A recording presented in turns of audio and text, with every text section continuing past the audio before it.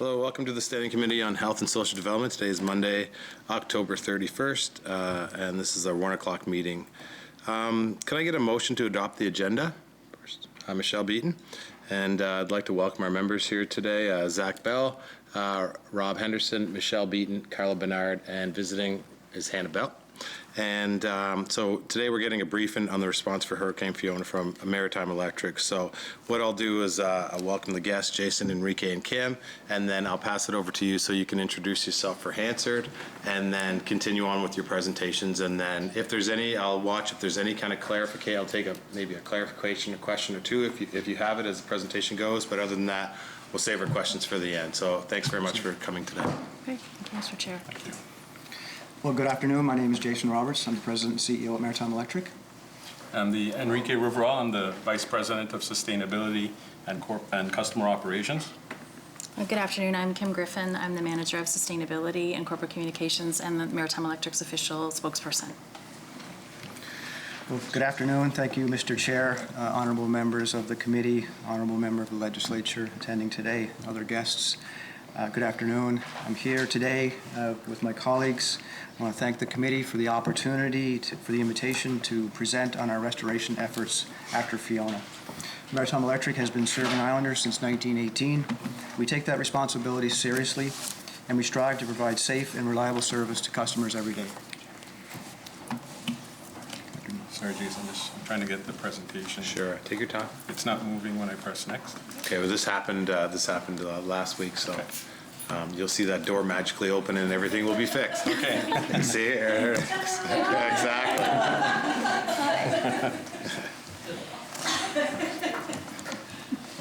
Shall I pause or keep going? Yeah, we'll just Sure. pause. Should only take a second.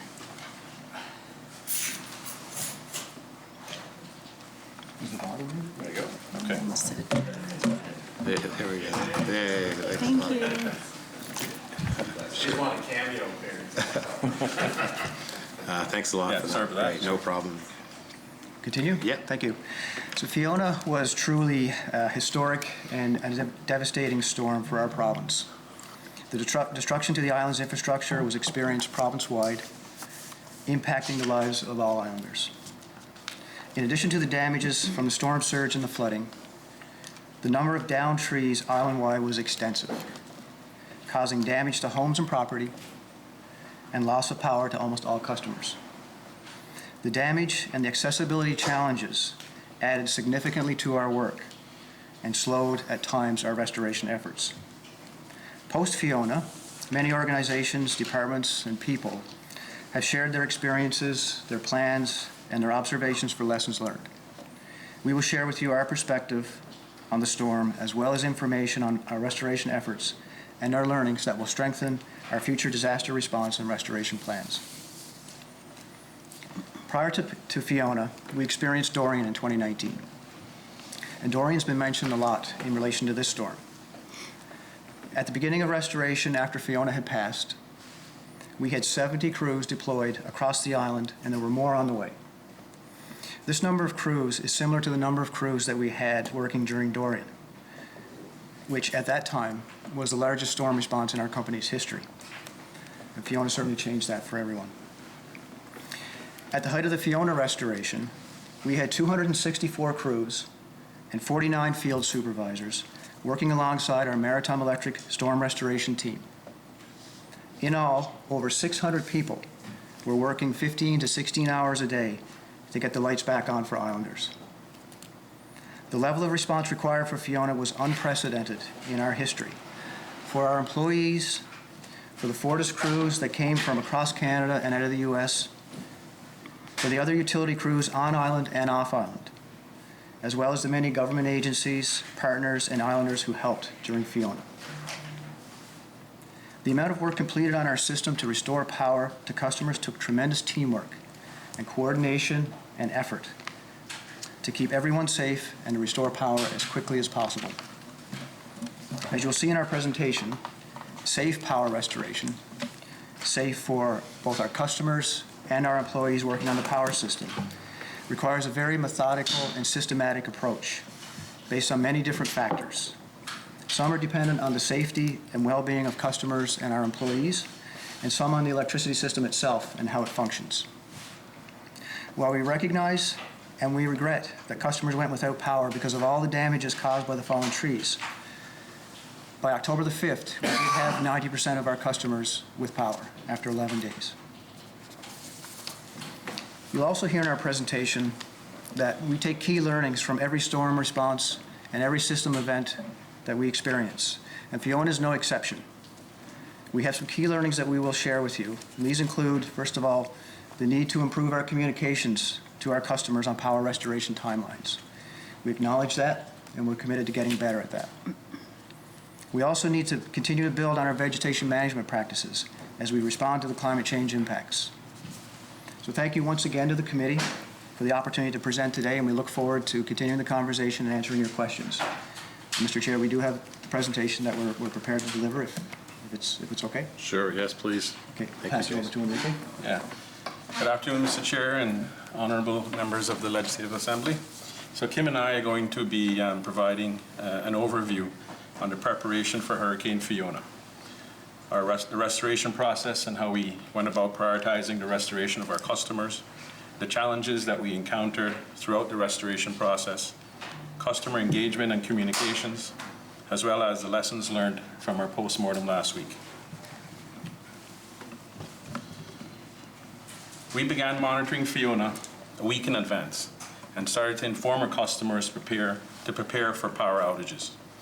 We used our comprehensive business continuity and disaster recovery plan to prepare for storm restoration. Some of the key aspects of that plan covers the roles and responsibilities of our employees, a customer communication plan, resource requirements, material requirements, and a priority restoration list. In our preparations, we used Hurricane Dorian and the learnings from Hurricane Dorian as the benchmark to plan for our resource requirements. For Fiona, as Jason mentioned, we started with 70 crews, which was the maximum number of crews we utilized during most of the restoration efforts for Dorian. And we had more resources en route that were at the Confederation Bridge when the storm hit. So we felt very prepared for this storm. Being a part of the Fortis group of companies, we also have access to additional resources and material. And in fact, we were able to deploy an additional 49 line crews from all the Fortis companies within Canada, including Fortis BC, Fortis Alberta, Fortis Ontario, and Newfoundland Power, as well as from our sister company in New York State, Central Hudson Gas and Electric. We were also able to access 3 shipments of material from Fortis Alberta and Newfoundland Power throughout the restoration efforts. We increased our material inventory at all our service depots, and we activated our contact center prior to the storm making landfall, and we were ready to respond to any customer inquiries. Fiona made landfall in northern Nova Scotia on September 24th around midnight and started to move northwards. And as we know, the rain and devastating winds impacted our province. Meteorologists have since determined that this was a record-setting storm to affect Canada, with the lowest pressure ever recorded for a storm of this nature. With respect to restoration progress, by September 28th, we restored power to approximately 40,000 of our customers, which represents about 50%, by restoring power to our transmission system and some of the main feeds from our substations. We did not have the same level of damage on the transmission system as we did on the distribution system. By September 28th, we had also doubled the amount of crews that we started with and continued to increase our crew complement, so that by October 5th, we had 230 crews, and we restored power to 90% of our customers by restoring power to all our main lines and our sidelines. It was during this period that we restored power to over 95% of the seniors' homes on our priority restoration list. Our restoration approach always begins with damage assessment. We assess the transmission system and distribution system concurrently, and then individual customer outages. This is an important step in the process, as it allows us to determine where crews need to be efficiently deployed. The restoration of power is very much a systematic and sequential process, with safety of our employees, contractors, and the public always top of mind. For us to restore power to the distribution system, i.e. the main lines and the sidelines, it requires us to restore power first to the transmission system and our substations while concurrently restoring power to our main lines and sidelines. This allows us to restore power quickly and safely and results in a higher rate of power restoration. Once power is restored to the main lines and the sidelines, the focus then moves to the restoration of power to customers that have individual damages that are unique to them. In the case of Fiona, this was a tedious task because of the volume and the extent of the damages to individual service connections and long service lines. For this storm specifically, there were more than 10,000 customers with damages to individual service connections or that had damages to their long service lines. Priority consideration is based on the restoration criteria that's within our business continuity and disaster recovery plan. These priority customers are located across the island, as you can see on this map. Restoration is prioritized based upon the social well-being of our customers and bringing about normalcy to an already stressful situation for them. Although the order of priority may change depending upon the situation or the needs expressed by city or municipal authorities or by public safety, service restoration operations are always prioritized by Maritime Electric and is based on public health and safety, security institutions, and critical services. These lists are established well in advance and are used to guide our restoration efforts. As I mentioned, the majority of the damage and outages were on the distribution system. The devastation on our distribution system and individual customers' service connections were in the thousands, and most of the damage was as a result of trees bringing down poles and wires, and in many cases, these were brand new poles. Many of these trees were located 10 to 40 feet away from power lines.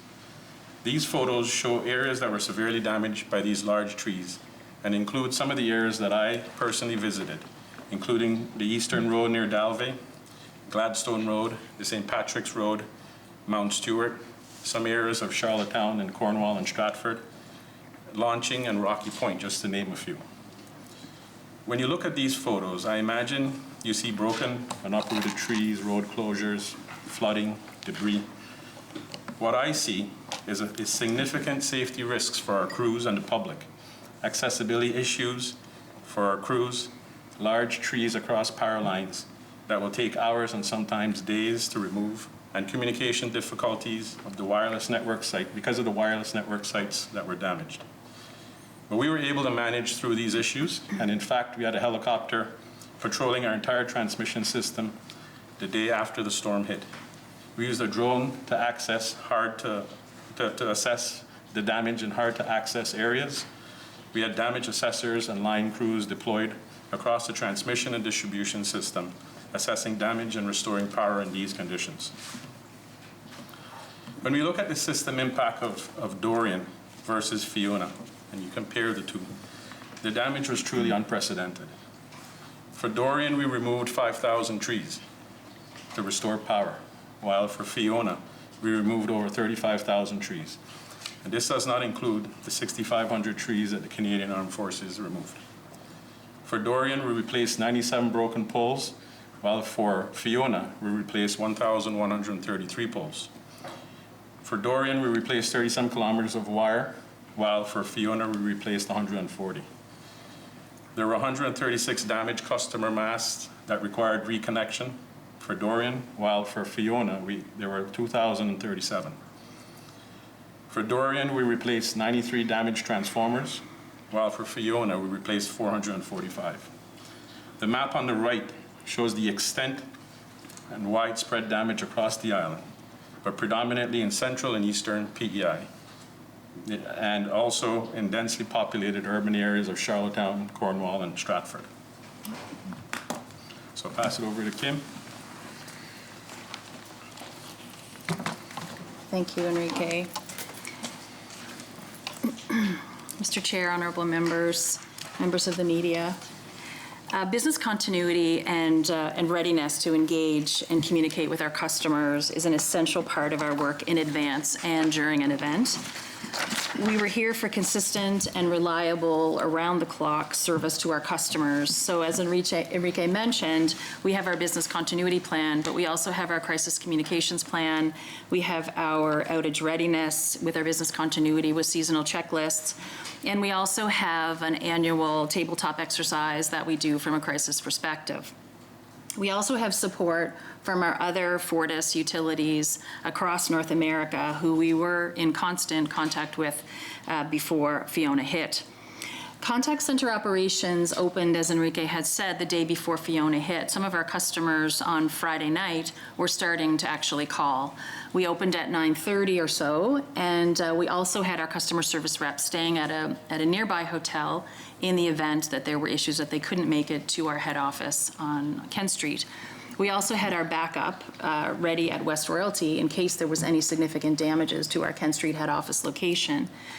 And thirdly, we had business continuity in our virtual contact center if in the event our customer service reps had to work from home.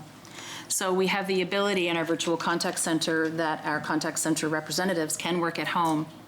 We have a list of which cell phone providers they have, who has backup generators, and other information including ground lines, so that we're always on the ready.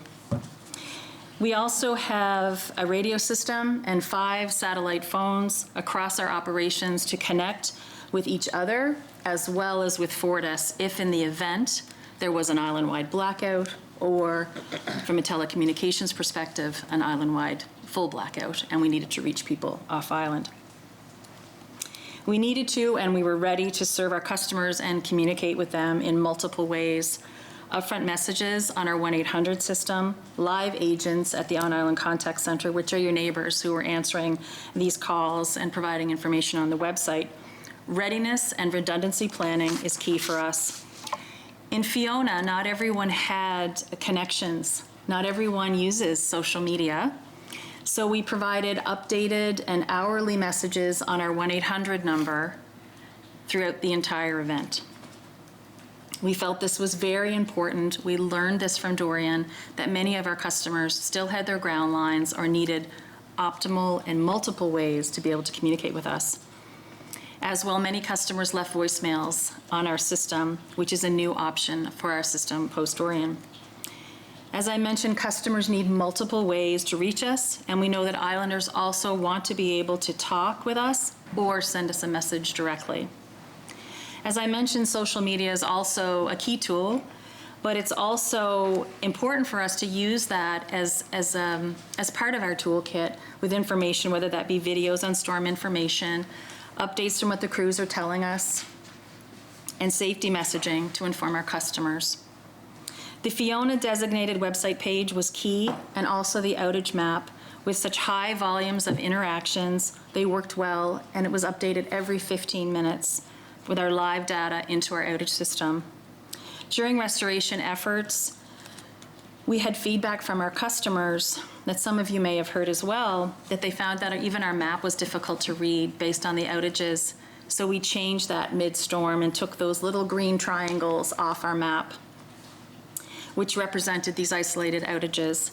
It also made it easier for our customers that were using mobile phones. So we did that. We also worked closely with the media to provide hundreds of updates in the storm and interviews to provide real-time information on our work and our efforts to restore power as quickly as possible.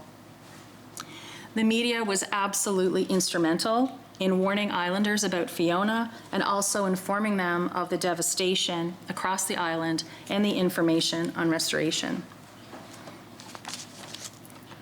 Hundreds of messages with customers throughout Fiona. As mentioned with social media, whether it be tweets, we had 77 and 66 on Facebook, and hundreds across when you think of what we put on our website as well. These are just some of the samples of the different types of posts on safety, damage of Fiona across the island, information on reception centers, crew safety awareness information, down power line information, and information to our website on generator safety, video updates to customers, restoration progress, etc. We also shared posts from the province's messages and from live EMO updates.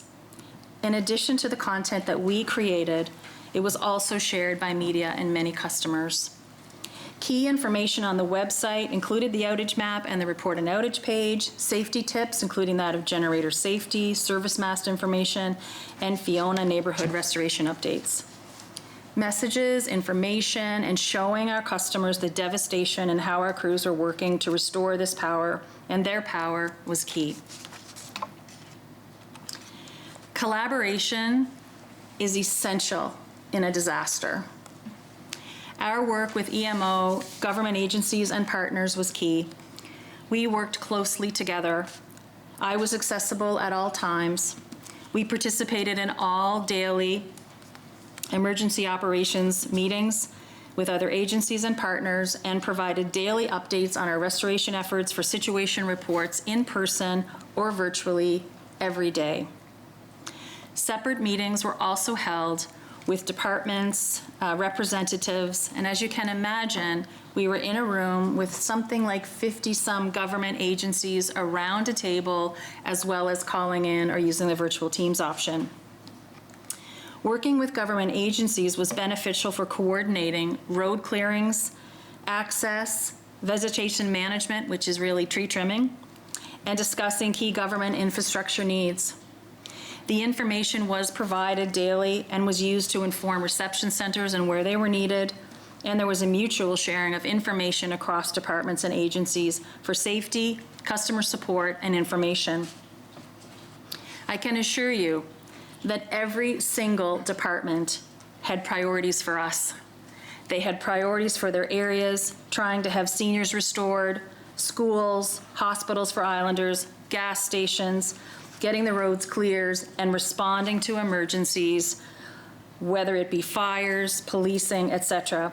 The behind the scenes was intense. A new approach and outreach was also possible during Fiona occurred, when we had the opportunity to connect with customers and see even beyond what we would normally talk to them about to make sure they were aware of government programs that were being offered to them.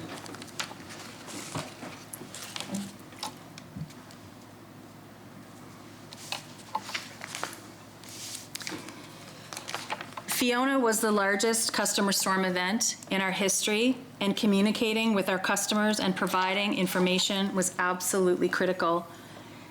Someone had said to me, shoulder to shoulder in the storm, and I remember that vividly as we think of the people that dealt frontline with our customers. So shoulder to shoulder with our operations across our company, we worked to restore power. We also worked to update our customers.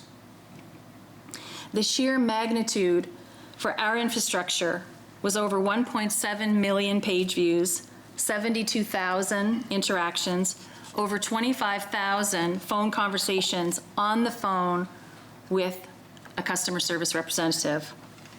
This is what we did around the clock with our customers, a team of islanders here on PEI working with our customers. We also had to pivot for emergencies where crews had to move or respond to fires, for example.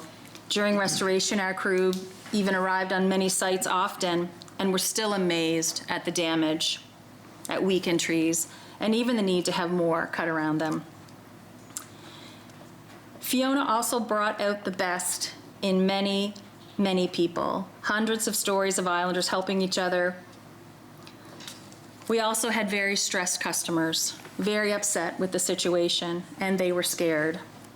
We had critical customers worried about their oxygen supply and batteries, generator issues from customers, some that didn't have a generator, people living alone, wanting faster restoration times, new islanders who didn't know who to connect with or what to do in a storm. And then there were some customers who really just didn't want to bother anyone. We did have customers who were lonely, afraid, and needed someone to talk to. And we have countless stories of islanders who were on the phone talking to our customer service reps. We understand that the request was universal. I would like my power on. I can tell you that customers needed us. I can tell you we did our best. I'm not here to tell you it was all positive, because it was not. How could it be? We were in an actual disaster. What I can tell you is that we learned, and that we're always looking for ways to improve and have key learnings. Thank you, Kim. So as I mentioned earlier, we did conduct a postmortem last week, as we do after every storm. And we do have some key learnings from that process that we'd like to share. First of all, we do know that we need to improve restoration information. We know this is important information for our customers and for government agencies to be able to make decisions and plans, and we will work on improving that process. As a result of a changing climate, we recognize that we require further improvements to vegetation management beyond the right-of-way in order to improve the reliability of the grid. Since Dorian, we have increased the amount of vegetation management, and in fact, in 2021, we doubled the amount as compared to 2019. But Fiona has confirmed that we do need to do more. We have started that process by including an increase in our right-of-way clearing budget in our recent general rate application that we just filed with IRAC. We're also working with climate scientists and industry partners, including the Canadian Standards Association, Electricity Canada, the Electric Power Research Institute, to develop a path forward on identifying climate risks and solutions to mitigating these risks. This work will also include evaluating the merits of underground. We're not opposed to underground systems, and in fact, we have about 60 kilometers of underground. It's about developing a cost-effective and affordable solution for our customers. And finally, we are evaluating the benefits of advanced metering infrastructure, otherwise known as smart meters. We believe that the deployment of this technology will improve the damage assessment process and the accuracy of the restoration information for our customers. We're currently in the process of developing an application that we plan to file with IRAC in the near term. I'll pass it off to Kim again. Thank you, Enrique. We've received hundreds of thousands of messages and interactions from customers throughout Fiona, even this past week alone. There were lots of handwritten notes and expressions from Islanders and from all of our employees. We say thank you. Customer feedback was robust, intense, good and bad. It was also very appreciative of our crews and the men and women who were working during Fiona restoration. We have listened and we have learned about how to improve more, as both Jason and Enrique mentioned, and we've had our postmortems with our teams across the company. In Fiona, we know that our customers were trying to help each other, reach out to their neighbors in need, and also trying to help us. We were also overwhelmed by the feedback that we received from people away that were here working to help us restore power. And what they told us about their customers, what they told us about our customers, and what they told us about their experiences on Prince Edward Island, visiting our island, for some, their first time. We brought along a short video to share thoughts if you would like to see Mr. Chair and honorable members of the committee, with your permission, to share some insights from our crews. It's about 3 minutes long, if that's okay. I'll just check it over with the committee. Are we okay? Yeah? Okay. Yes. He says okay. Thank you.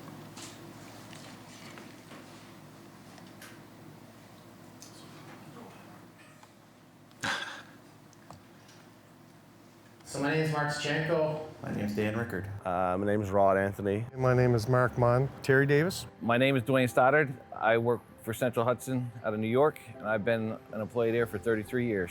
We really couldn't see a whole lot coming in till the next day when we got out in the country and saw the devastation from the trees and the wires and the poles.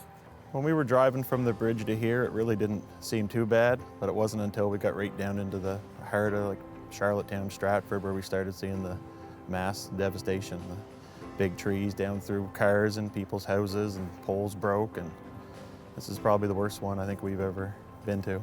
It's been well done. I mean, the folks here have done a good job trying to manage everything from logistics to dealing with the customers, and the customers have been great as well, coming out and seeing us every day and dropping fresh cookies and muffins and stuff. It's been really good. It keeps the batteries charged when people are that nice. One of the jobs that was very difficult when we first went to it and somewhat overwhelming was in the Mount Stewart area.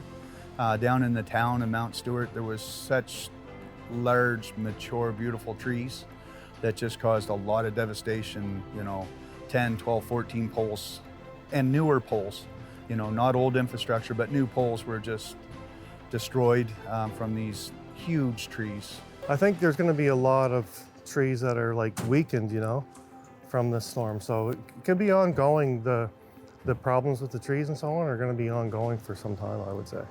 Well, it's a slow process. Like it takes a long time to get just a few customers on. On the customer side, they've been really helpful with us. They've been nice. They've been giving us coffees every day. It's been good with that. And our side, we're tired. We've been working long hours. We were doing some work on the Green Road. We got there and the trees there was nothing left of the power line. We had to start from scratch, and it took all day just to get one customer on. So the guys are here, like the guys that come from we got BC, Alberta, Ontario, New Brunswick, Newfoundlanders. All the guys here, all the employees, I find they're very knowledgeable. Every one of them are very calm, very methodical. They know their work, and so I find that they're a joy to work with here. Actually, they're very, very, very good. I was here personally for Dorian. I worked with Summerside, I worked with Maritime Electric. It was great. The company's great to work for. They treated us well. Anything that we needed, they were right there. The people have been amazing. The people that have been out of power for 2 weeks now, I've never had so much baked goods and cookies and coffee and pop and everything else dropped off. It's been great.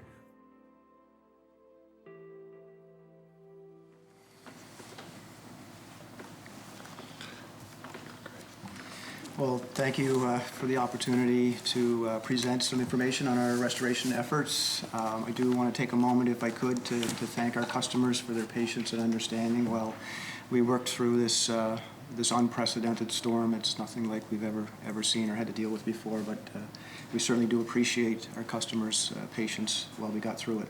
I also wanted to take a moment to thank not only our employees, but the on-island contractors, the off-island contractors that came over to help us.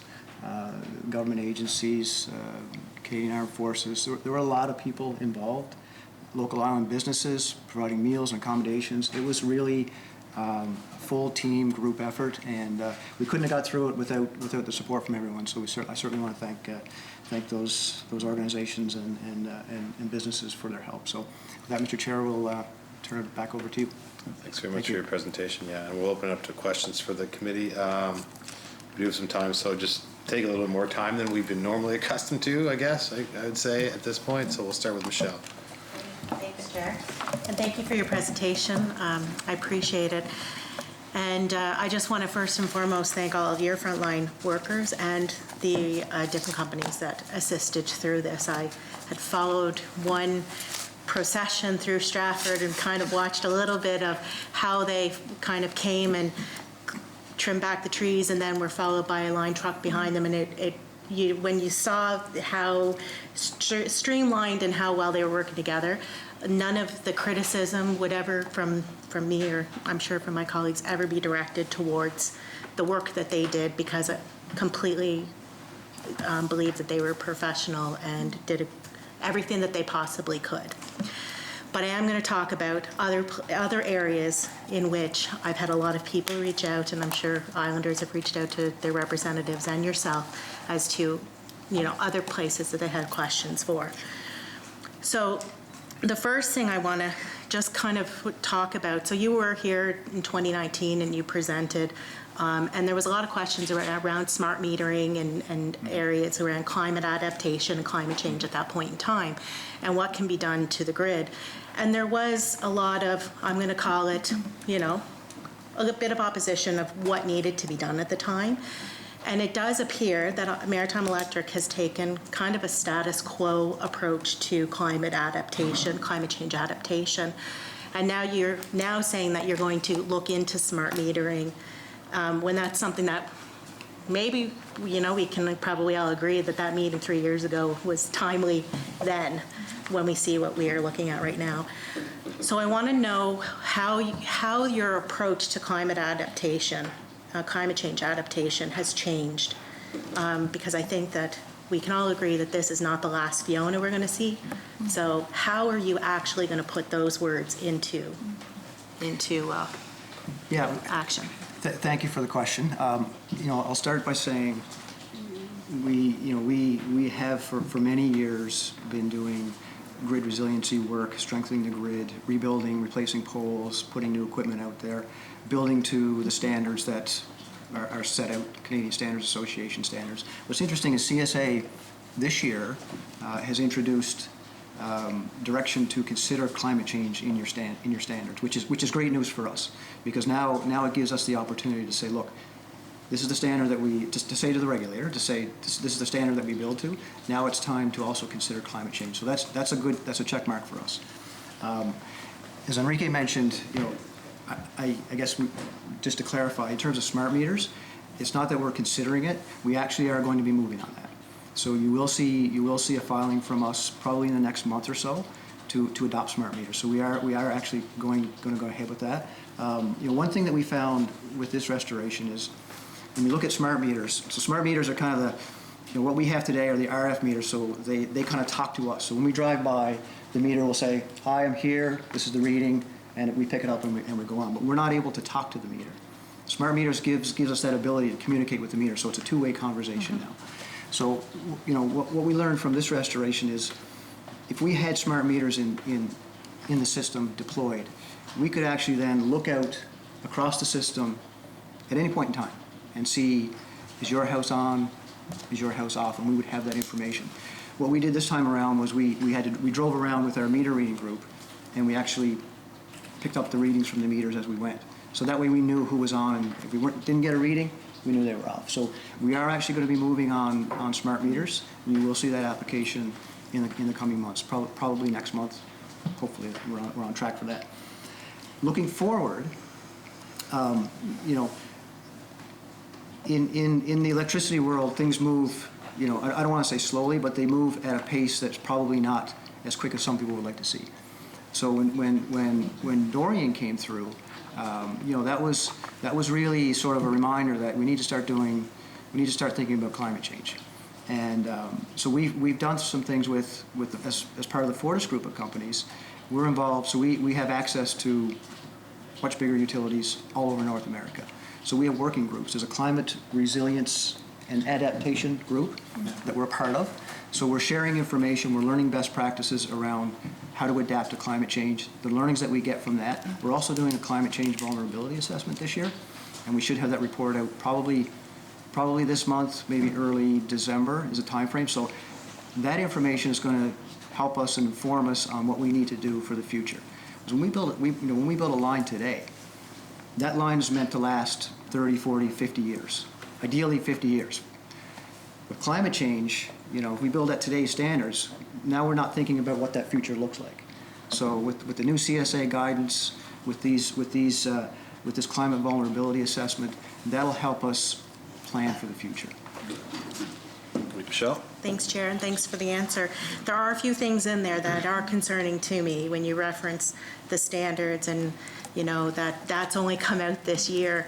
One thing I've recognized talking to colleagues across this country is people in British Columbia, up north, here on the East Coast, we all feel climate change way differently than our neighbors in the interior. So if we're waiting for them to set standards when they don't feel it as much as we do, we have to recognize as a society that we have to go much further, and we have to do that way before any of the other jurisdictions that are challenged to believe that it's an issue. That's a great point. So I want to get back to the priority list. This was something that everybody, was challenged with. Is that a list that you can provide to the committee? Yeah, so it's part of our business continuity and disaster recovery plan. We do review that every year. We refresh it. We exchange information with EMO. We have to be careful that we don't identify specific parties, obviously for privacy reasons. If it's something we could probably take away and maybe look at sort of a rolled up version of it that doesn't identify particular individuals or organizations, it's something we could look at for sure. Okay.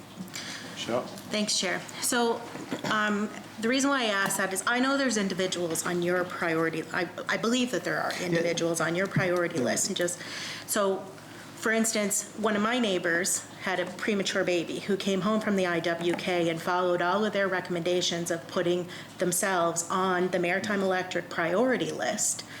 But then when she came to me a week later after being out of power for almost 8 days. She said, what does it even mean to be on the priority list? So I think part of the challenge for Islanders is it's a false sense of security if you're somebody that's got a medical issue and that you're putting yourself on that list to try to protect your family. And so I would like to understand how you've made the decision of who's on the priority list that you used. And when was that priority list made? Was it before Fiona or was it after Fiona that you made that list? So we would have the priority list, it's updated every year, so it's been part of our business continuity plan for many years. If a customer would contact us and say, I need to be on the list for these reasons, we would try and capture that information and get it incorporated. I think what's important to remember is the restoration process itself. So I'm not sure where you live or where you are in the system, but in order to, I kind of describe it like a tree. In order to get service to you, you're a leaf on the tree, right? In order to get that service to you, we've got to work our way from the roots, which is the interconnection cables and our backup generation. The transmission system is the trunk of the tree, and then the branches are the distribution lines. We can't provide service to you, even if you are a priority customer, we can't provide service to you until we go through and fix and repair all those places all the way through. So yes, you're on the priority list and we have visibility on you and we know that we need to get to you, but to get through to that process to get to you, there's still a whole restoration sequence that we need to go through to be able to get to that point. So it does take time. And depending on the damage that you see in between, sometimes it could be a day or two, sometimes it could be a week or more. That's the reality of it. And with Fiona, that's what we experienced in a lot of places. The number of trees that were down across the system, it was mind-boggling how much was out there. So it could be that if you live in Stratford, but there could be a number of trees along the way and poles down and wires down that could take you a week to get repaired. It's not that we don't have visibility on you, that we're not working to get there. It just takes a little bit longer time. Okay, thank you. So I guess I have a question. Do you have service level agreements with your corporate customers, and is there a timeline in order for you to restore power to them? Service level agreements? Yeah. No. For power restoration? No. So we focus on critical infrastructure. So we would start with tank firemen, hospitals, and then we would get to other critical care groups, and down through the list, gas stations, grocery stores, things like that, police station, fire, those types of groups. Yeah. Okay. But no specific agreements with individual customers. Thanks.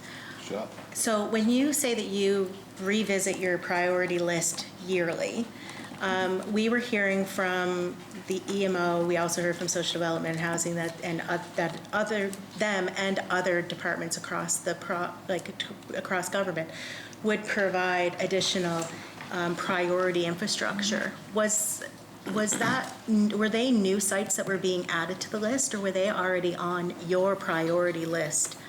I'd like to understand that, because from what we've heard from other groups, that list was ever changing after Fiona. So were those locations already agreed upon on your annual review of this, or was there a lot of new sites that had to be added because yours wasn't comprehensive? I would suggest that ours was a fairly detailed listing. So I saw the map there that showed all the current points. But any information that we can get on critical sites, critical infrastructure, we would take that information and overlay it on our information just to make sure that either matches up or we identify where the differences are. So we would take that information to try and form a complete picture of what we need to do for the whole island. So that information is valuable to us, yeah, for sure. And during the course of the restoration, priorities do move around a little bit, right? Sometimes, we had the issue with the seniors' home. We did put crews on that. And then, we got further down the road and we were looking at schools, and we had a conversation with the EMO, and we reevaluated and we looked at trying to get those schools back on so people could get back to some normalcy in their lives. This was the goal, right? But still, those groups are still on the priority list, so they do rank in terms of priority to get restored. Thanks, Michelle. We have lots of time, but we'll just go over to Brad Trevors now. Thank you, Chair, and of course I want to say thank you as well to you, the organization, to all the crews and everyone throughout that helped, including the people from away. I know in my district, which is along the North Shore, some of the harder hit areas, the response was really incredible. I mean, people were out for a long time, but I think they did feel like they knew what was going on, and the people who needed help were helped in a timely fashion, I felt. And my question really follows up along that. I know that in my area, a lot of it not in municipal incorporated areas, unincorporated, people, you know, are used to planning for power outages when they come over the years, right? I mean, and that's not a reflection on the work that you've done. I think they've become less frequent in recent years, but generators are a very commonplace thing, and a lot of people actually had generators. Now there's certainly a cost associated with that. But my question really is about vulnerable persons as well. It came up in another one of our standing committees that a vulnerable persons registry would be good. But I think the key thing is we need to help people in whatever way they need to be helped. And we need to get them power, whether that's restoring the electricity from the utility, or whether that's getting them a generator and making sure they get power that way, or providing whatever other supports they needed. You mentioned people, they just needed somebody to talk to, they were in distress, this sort of thing. So my question to you is, have you had discussions with government about a vulnerable persons registry that you could be part of, but not necessarily be the overseer and manager of? We have not had specific discussions with respect to that, no. Okay. I mean, the information that we have inside of our business continuity plan does identify vulnerable persons, but it's not something that we've decided, you know, that we've worked with government on. I mean, certainly, if there's value in it to have that registry, we just need to be careful of protection of people's information. That's all we would be concerned about. The more information we have, the better it is to be able to, you know, to get customers restored in an efficient way. Brad? So you obviously have a very comprehensive list of priority customers for a variety of different reasons. I'm assuming one of them would be these vulnerable people. Would you be willing to cooperate with government to help inform a vulnerable persons list that they created if that was decided it should move ahead? I mean, if it helps in a restoration process and it protects people's safety, absolutely. I mean, we worked with government all through the restoration. We had help from forestry, transportation, tourism. So, you know, whenever we made the ask, we got the help. So it's certainly, if it helps in restoration and timely response, absolutely. We also started mid-storm in terms of the people that we were speaking to and asked if they wanted us to contact government on their behalf of the program. So they signed a privacy release form and as part of Fiona. And, you know, that was something that, you know, we'd never done before. And, you know, we had a number of customers that said, yes, you can, they confirmed with the form, and we were able to call and say, this is a type of program. Could you make sure that someone goes to see them, whether that be like a ground search and rescue, whether that be a phone call. And I think that was successful. I just think that, you know, that's something that was a takeaway from this event that maybe we look at and would do so in the future for another event. Brad? So, and I'm glad to hear that. And I mean, it doesn't always have to be formal supports either. I mean, the community was absolutely fantastic during this disaster, whether it was friends or neighbors or sometimes, you know, the Lions clubs or church groups or whoever it was. People in general, I mean, there were some that slipped through the gaps, got the help they needed. My next question is, Chair, really about, as you say, the vegetation that surrounds the lines. And I know I've had a number of calls of people that said, you know, it was pretty clear to us that, you know, those trees should have been taken down before any other storms came. And, you know, they said in the past, you know, how come you're only taking the trees half off instead of taking them right down to the ground? You know, it's a very visible thing, and it's kind of like when you're dealing with road work, everybody's right there and everybody has an idea of what should be done and how it should be done. And I know it's more complicated than that.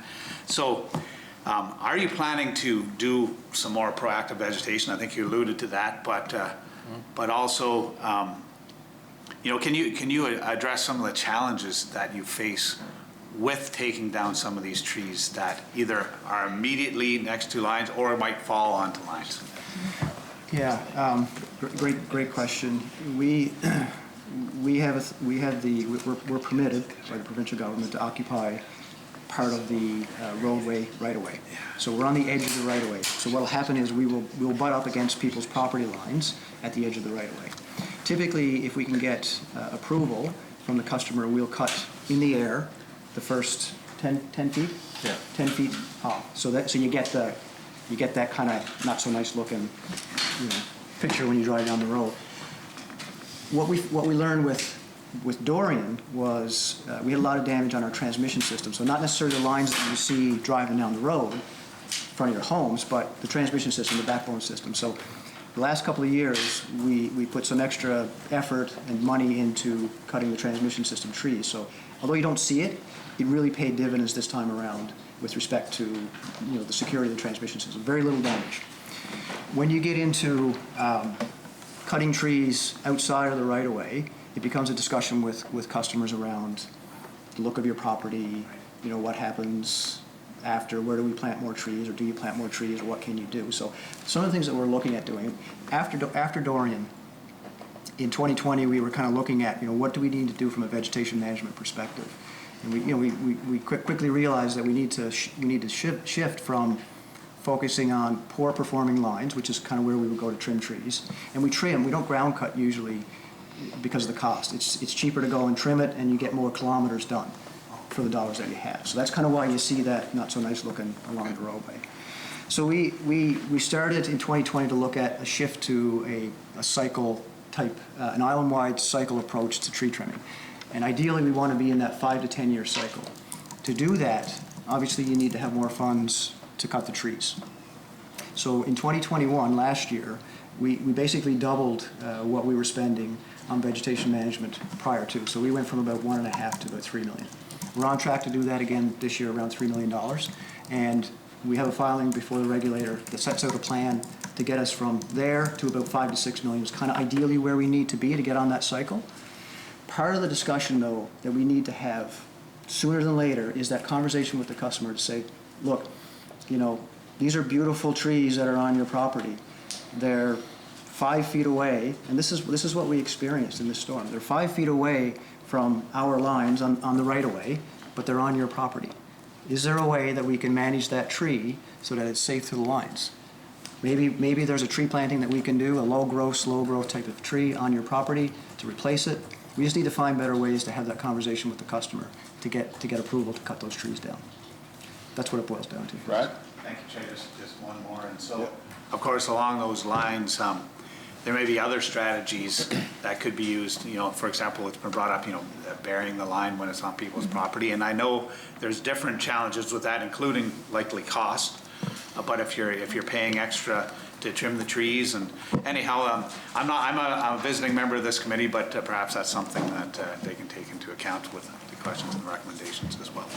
So I guess, are you considering those and giving the option to a customer, hey, if you want it buried, here's the extra cost, either you can come up with it or we're going to increase our budget to cover it? So that option exists today. Okay, great. Yeah, so a customer can, and quite often you'll see that in a subdivision development, like a newer subdivision development, the developer will pay the cost for the underground service, because we look at it and say, well, it is incrementally much more expensive. So to do transmission, high voltage transmission, it's like 15 to 18 times the cost.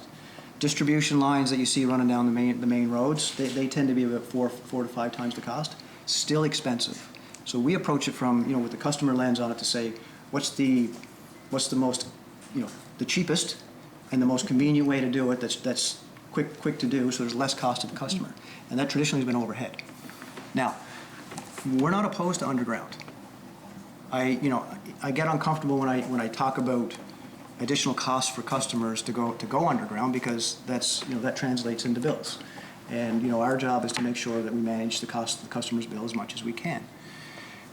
We have to recognize that there is a cost to the Prince Edward Island economy to be without power for 3 weeks. There was a significant cost, right? The recovery cost of some of these programs, it's expensive. So we need to start to think about what it means to the island as a whole, and start to have that conversation with our regulator and with our customers to say, maybe there are ways that we can start to look at putting lines underground. The most cost effective is kind of on that service line that goes from the road to your house, right? And we did see a lot of damage. We saw over 2,000 damaged masts, right? There's probably, I don't know, I'm guessing 1,000, 1,500, 2,000 more of trees on those service lines that had to be removed before we could restore power to you. So if you think about, all that work to go and take power off of your house, come back, remove all the trees, close it back in and get your service. There's a cost to that. So we're not opposed to going underground, but it's something that I think we need to start looking at a little bit more closely and try to figure out, is there a way that we can make it as cost effective as possible for everyone? Thank you, Brad. Thank you for the answer. Rob Henderson? Thanks a lot. I appreciate some of your information here today, and I do want to give a shout out. As an MLA for the area, I'm going to bring up some questions that were a bit more that were coming to me as an MLA. But I guess the first I want is just to branch off a little bit, if they like, pardon the pun, on MLA Trivers' comments there on cutting the lines. I mean, so it was identified in Fiona there need to be a fair bit more work done in growth vegetation issues. I sort of look at the example in my own riding and my own road, actually. So sure enough, a couple of years ago, crews showed up and they started trimming under the lines and they cut everything down below the lines. And I remember at my own property, I went over and I said, look, if you guys want to cut any tree that you see is a bit of a hanging over, go ahead and cut it. Oh, we cannot touch anything outside under the line. And I said, well, what the problem is that all of them are going to blow down over the line. And you have to, so I look at the road I live on. There's 30-some customers that you would have on that particular road. And I would have guessed there was probably 30 or 40 trees that were in that same precarious situation. And although they didn't blow down, they did fall on the lines, didn't break the lines, but we were without power for 7 days. And although it didn't take a huge amount of time, I can see the same problem is going to occur again. The first ice storm, things like that, you're going to have all these trees on the edge of the line. So I think you're going to have to put a strategy in place that at least where landowners are willing to allow you to cut those risky trees to address that issue. So do you have a plan to deal with these so-called risky trees that are outside the under the line section? Yeah, I'll be honest with you, I'm somewhat disappointed to hear that we didn't cut the tree down. I don't know if it was communications work that was being done or our lines, but it doesn't really matter. If the opportunity is there to trim the tree safely, then we should be doing it. The short answer to your question is yes.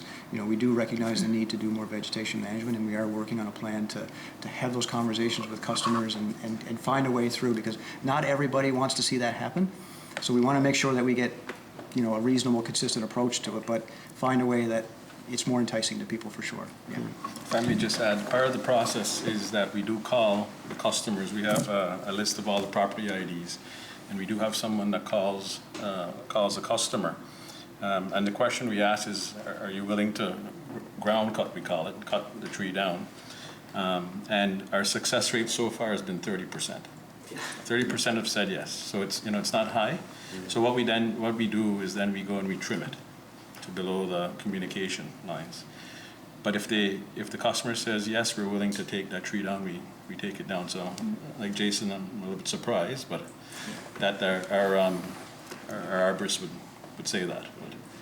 Yeah, and I get, in my case, so you'll say there's a lot of landowners, and I know there was one landowner for some time refused to allow any trees cut, even under the line or around the line, and that's been the spot where the bloody problem always occurs. So I do also think that you need to have some authority to be able to intervene in situations, or there's got to be some mechanism to say that, you're causing a problem here, you're not, you've got to allow us to cut the trees. I might emphasize, it wasn't a Maritime Electric crew that was doing this, it was a contractor, I guess, that was doing underneath the lines in my situation. But yeah, I said, you can cut anything, do whatever you want.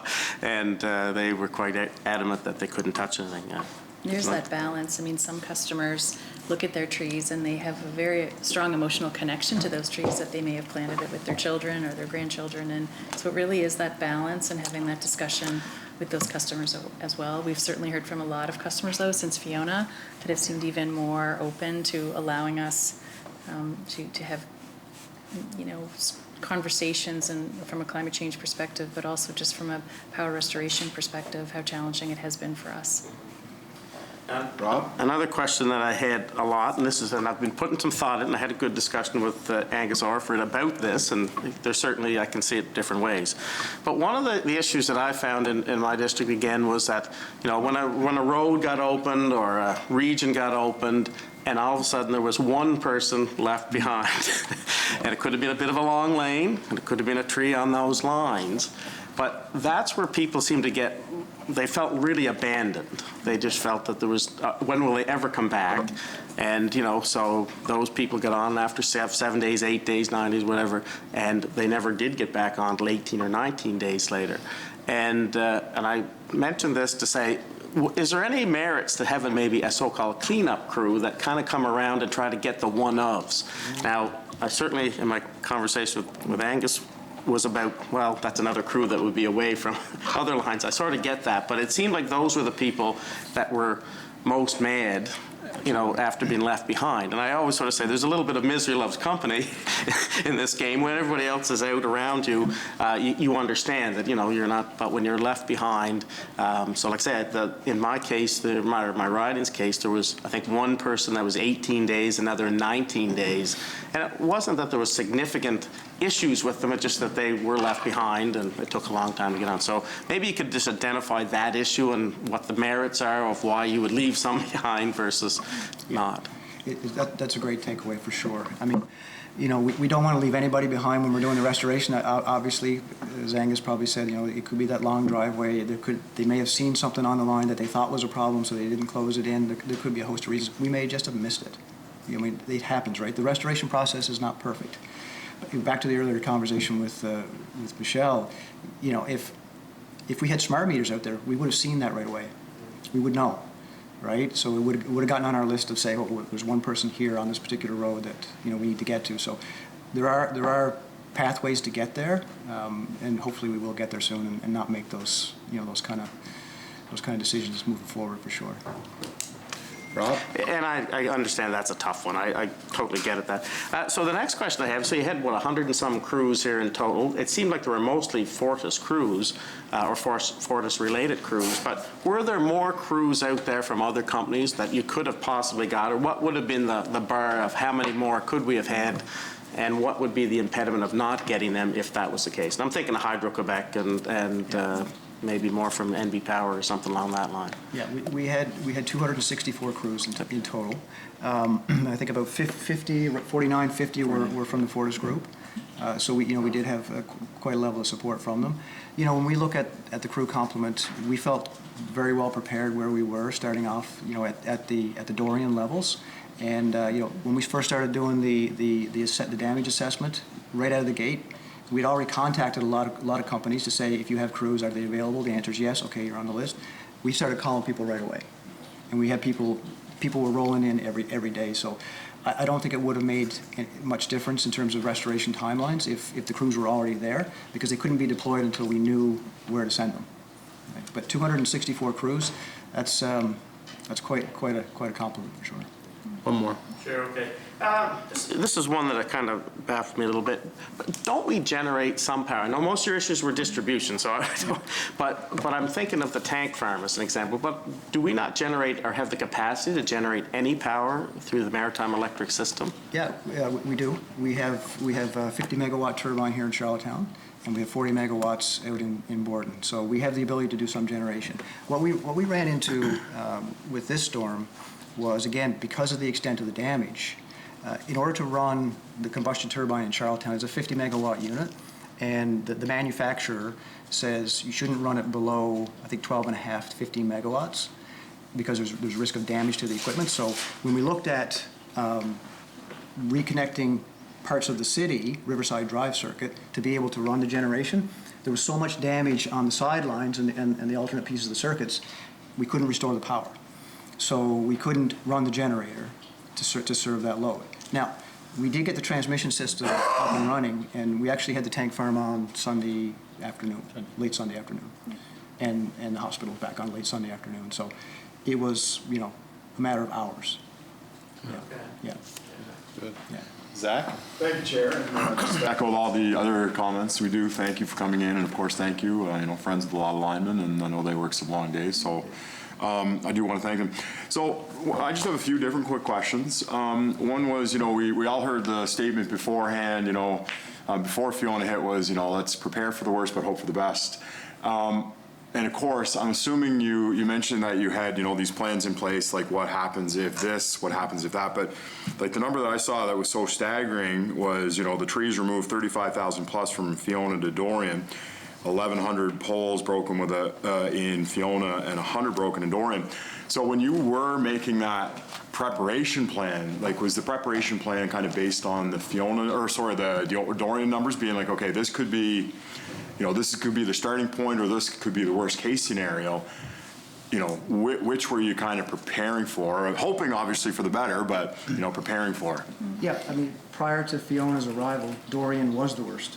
And we were prepared to respond at that level. When we were looking at the forecasts leading up to Fiona's arrival, it was looking like a Category 1 hurricane. Dorian was a Category 1 hurricane. It turns out, Dorian was on the low side of Category 1.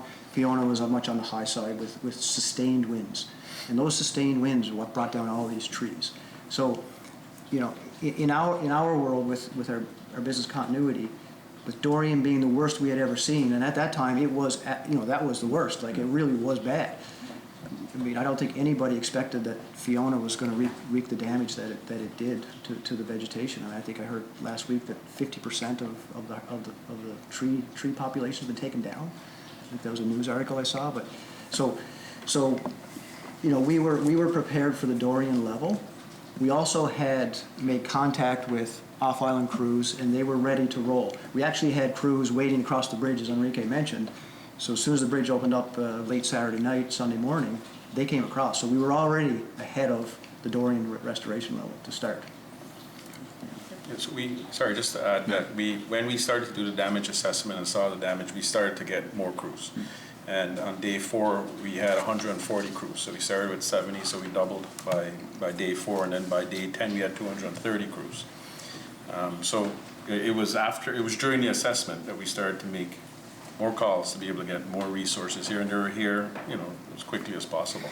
And just to add, the real challenge, that we started to run into, or that we ran into, I guess, right out of the gate.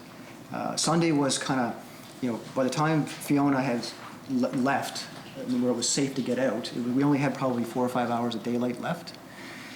But what we ran into, as soon as we started to try and get out onto the system and have a look at what was going on, there was a lot of accessibility issues. There were trees down across roads, like some of these trees in Charlottetown were just massive things. You couldn't get around, right? And then we were dealt with the challenge of people just driving around, having a look at what was going on. It created obstacles for us in being able to do a full site assessment.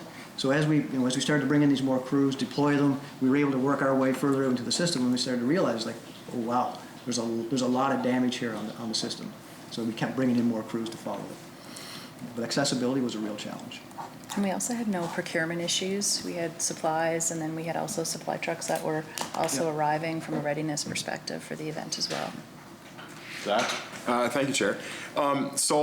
And Robbie asked this, and I didn't really know kind of what the answer is. Like, so with 35,000 trees that have been removed, those would be removed from either lines or near lines or such. So when we do get that next windstorm, or hopefully we're on the outskirts of hurricane season or coming near the end of it, but are we more prepared now, or are we more liable now because, again, some of those hanging trees? Yeah, so we call them danger trees. So there are still a few out there. We did, after the restoration was complete, we did keep some vegetation management crews on the island for about a week or so, an extra 14 crews that went out and did some looking around and dealt with some of these danger trees. It's not to say that there aren't some that are still out there that could be a problem for us. That's a reality that we're going to be faced with, I think, for a few months for sure. Yeah. Zach? Thank you, Chair. And my last question, and maybe this has been public, but I haven't seen it.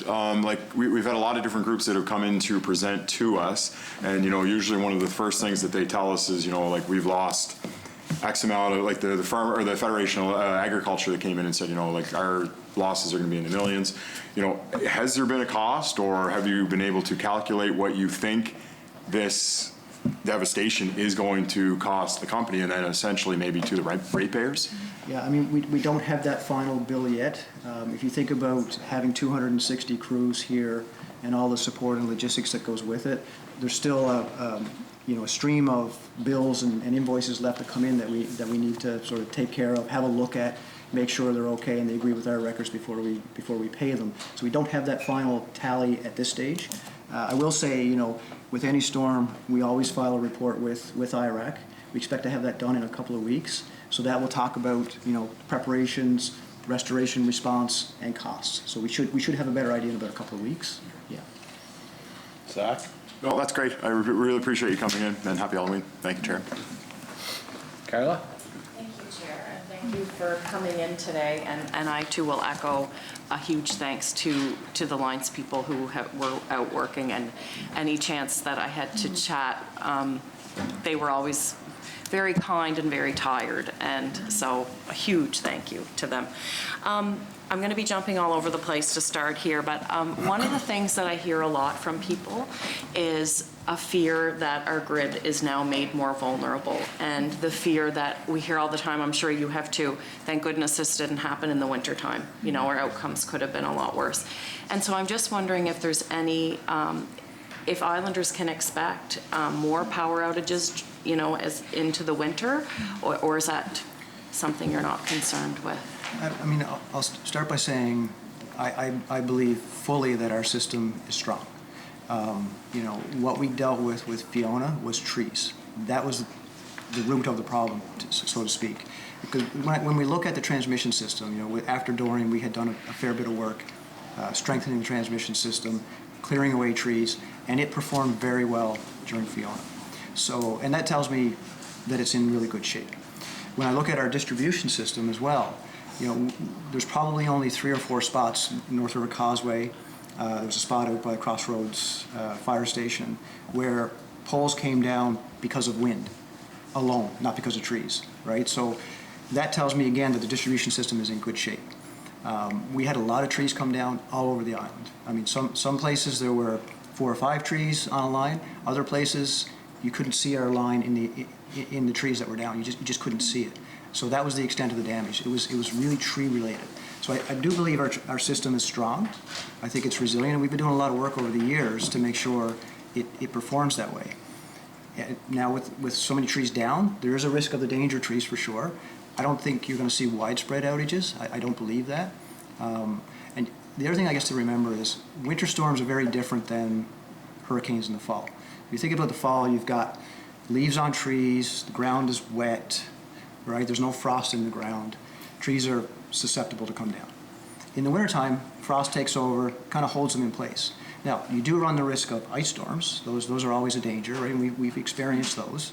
But what tends to happen in an ice storm is, you know, the branches will slowly move their way down to the lines, and they'll either come in contact and cause the line to trip, or if there's a little bit of wind, they'll just break off and maybe hit the line and cause the line to trip. So the level of restoration, you could have outages, but the level of restoration required and the length of the restoration I would expect to be much less.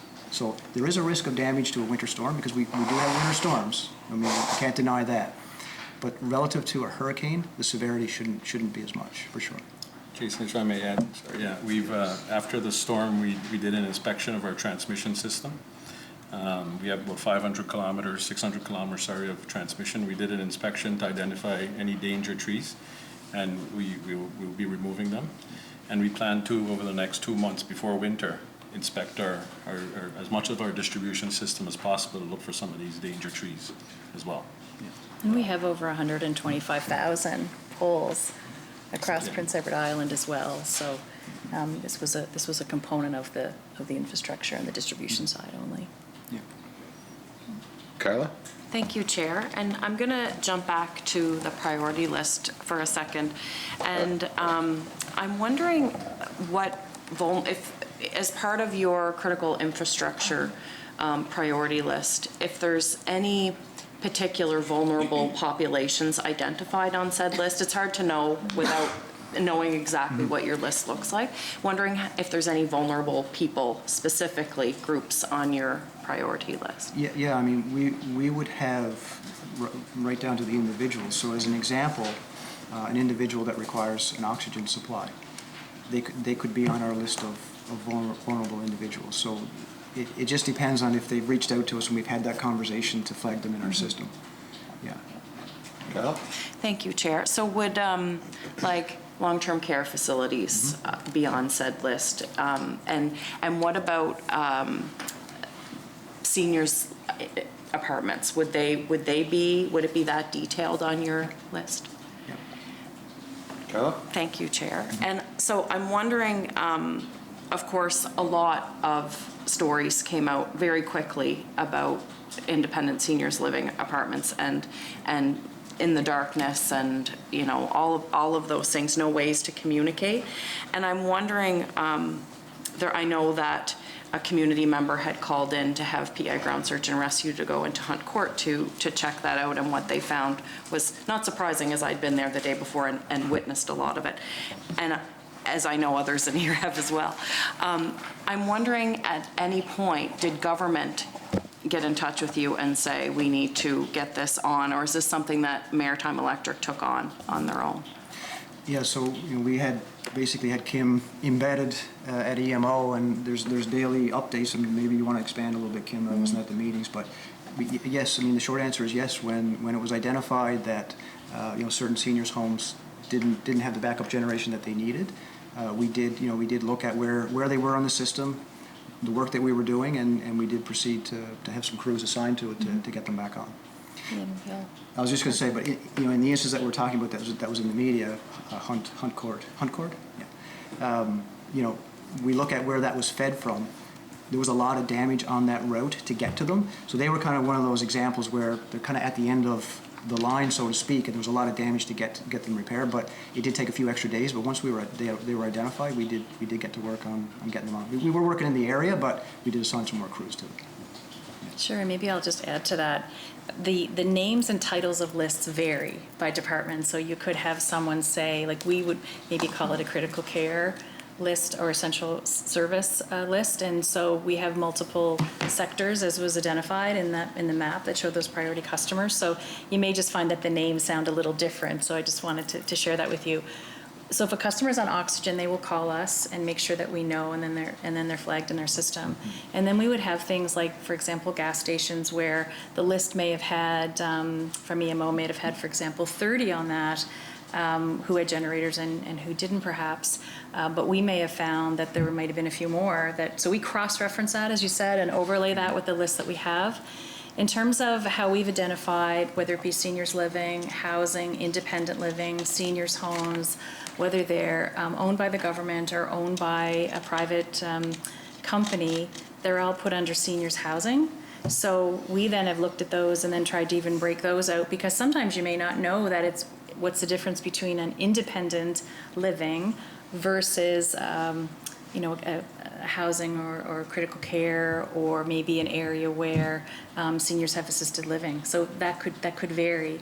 So when we have our list, we also have it broken down that we then feed those lists to what we call East, West, and Central, so that the people in charge, our superintendents in charge of that area, in addition to having the list, they're in the area, so they know the area quite well. And particularly, as you mentioned, where that was located at the end of that feed, I think it took us many, many days to feed all the system into there. And then I think it was a triplex rebuild, which actually took another 3 days. So the crews never left that site. So I think that was an example. So what we can share is kind of our area of how we have those lists and the numbers that are affected in that list.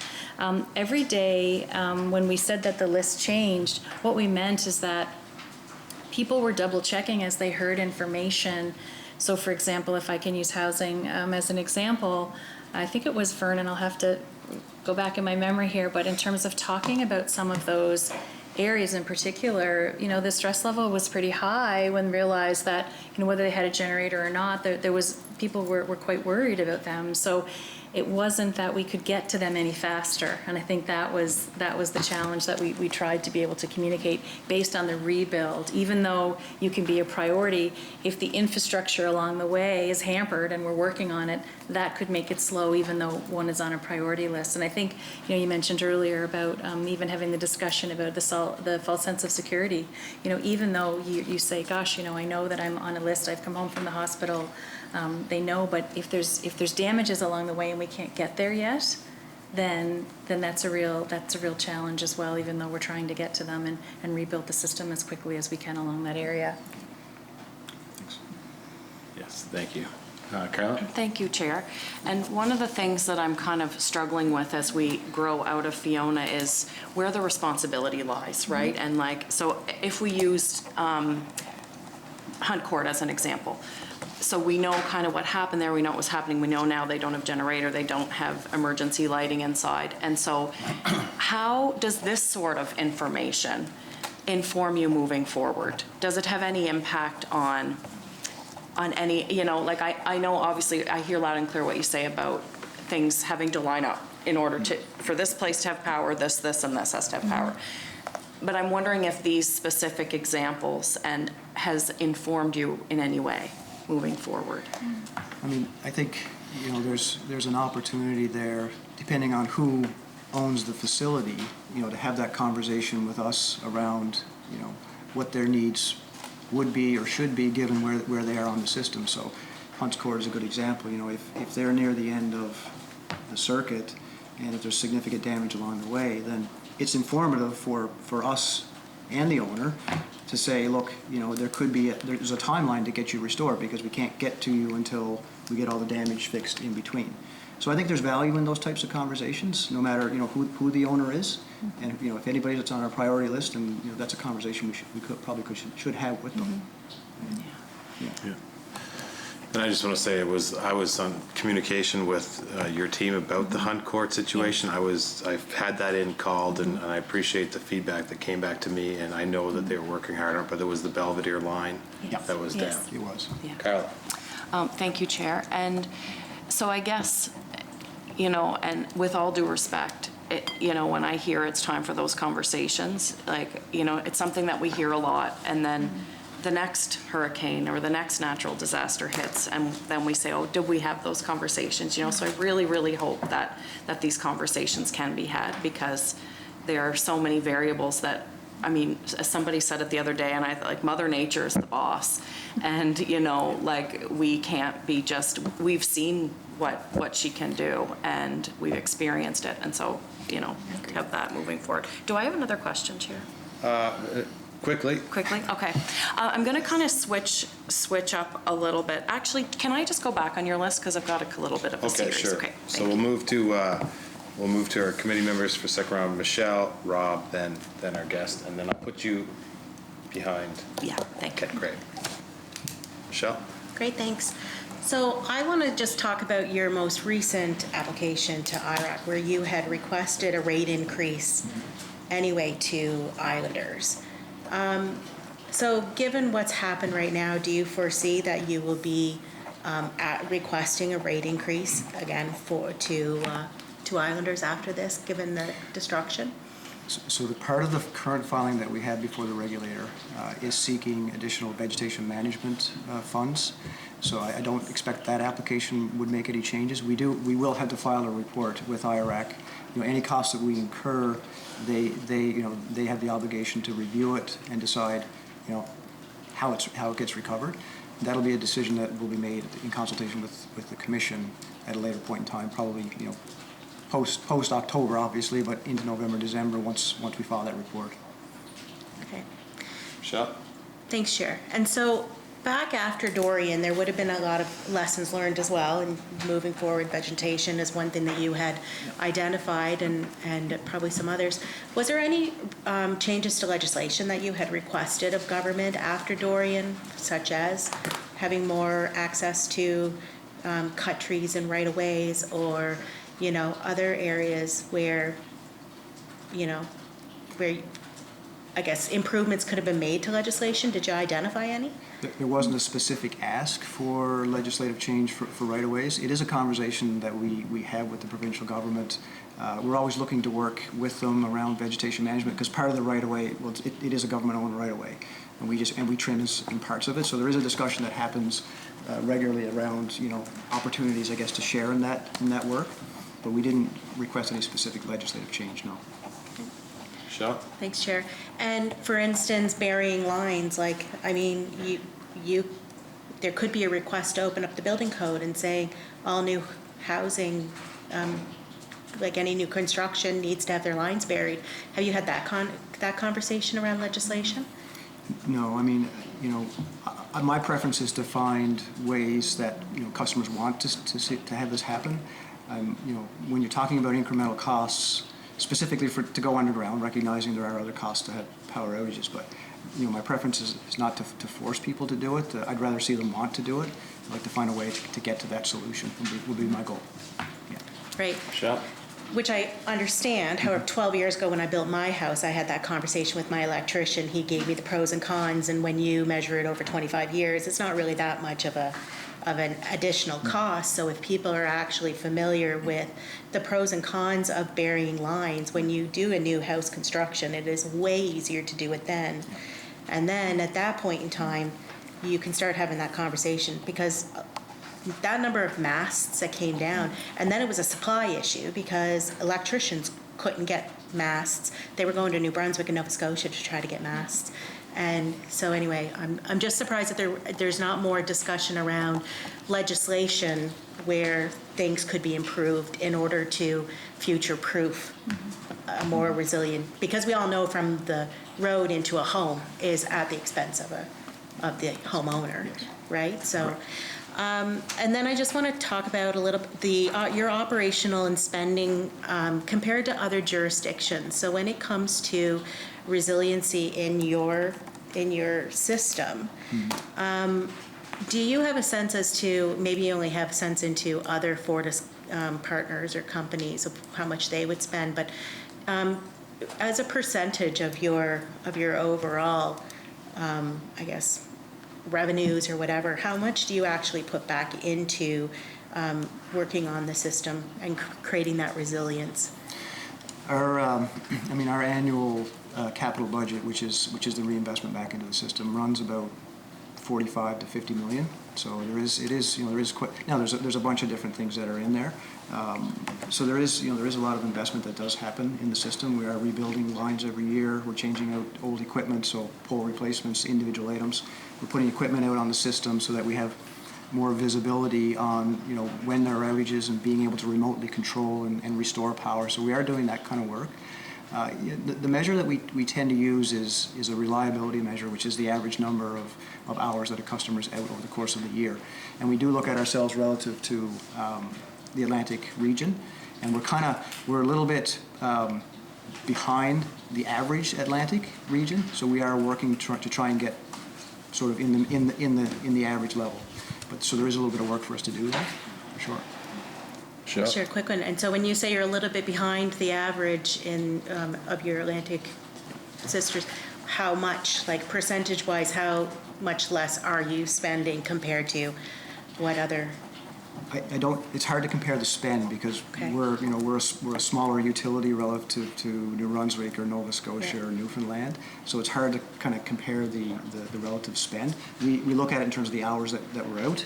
Do you know off the top? Yeah, we average around 2 hours of outages in any given year. So it's a industry-wide calculation that's done. A little over 2.5 hours. Sorry, 2.5 hours.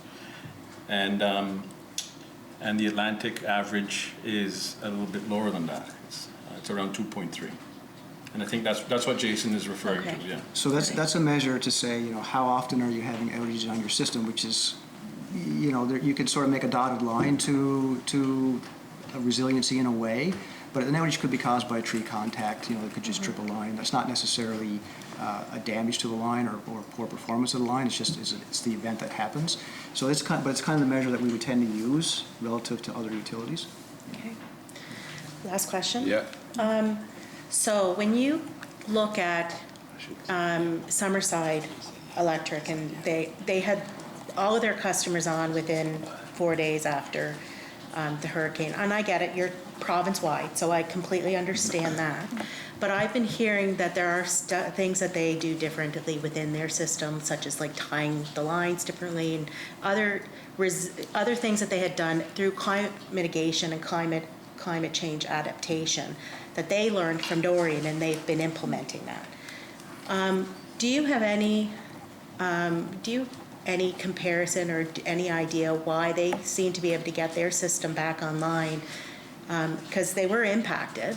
Like when you look at the big trees that came down in Summerside, albeit probably not as many, but why were they able to get back on in 4 days, and it took to get 90% over 11 days to get it back on for Maritime Electric? So you touched on part of it. They are a smaller footprint, right? So there's less area to restore for the number of customers that are in that area. What we also found with the damage from Fiona was there was less in the west, more in the central, and a lot in the east. So relatively speaking, the western part of the island didn't have as much damage as we saw down east. Now, obviously, a lot of people experienced outages. We recognize that, but the damage level, it certainly was less in the west than it was in the east. So that may have been a factor. But really, it's hard. We're not necessarily that familiar with the Summerside system, so it's hard for us to compare their system to ours, for sure. Rob? Thanks. I got a little more of a poignant question. I'm going to focus it more to Mr. Roberts here, the president of Maritime Electric. I'm trying to get a sense of what happened, in the aftermath of Fiona, and I'm going to say a day, 2 days after, when you kind of knew this is bad.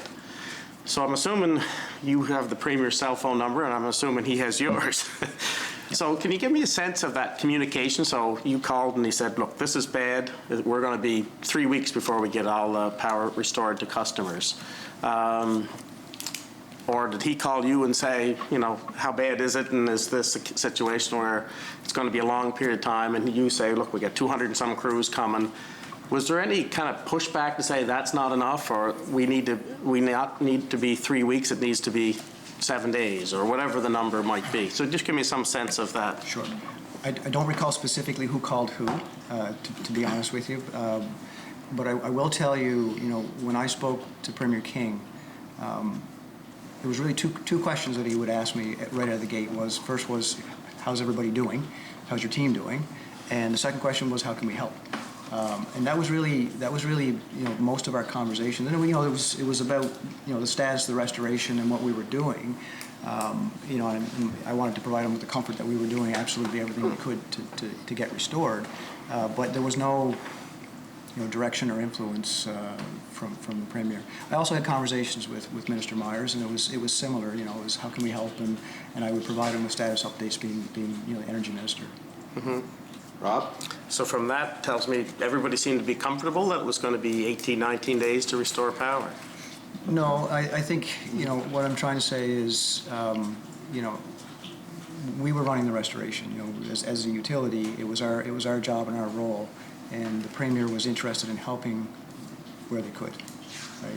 But the reality is early in the process, Saturday evening, Sunday, there was a lot of places we couldn't access. So we really didn't have a good feel for what the restoration timeline looked like at that point.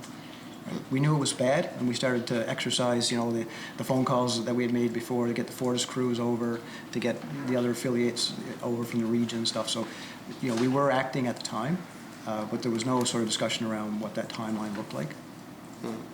Rob? So when it comes back to, so great that he offered to say, what can we do to help? So what, I'm assuming it's the Premier that calls in the military to sort of say, I'll offer you those services. And, is that something that you felt was a significant help, or could have you used more help from the military? Because it seemed like they were a little bit shorter a little longer getting here and left a little bit early, but I just wanted to get a sense of that. Yeah, our experience with the military was positive. I think we were fortunate that we got one of the engineering divisions or regiments, I think they're called.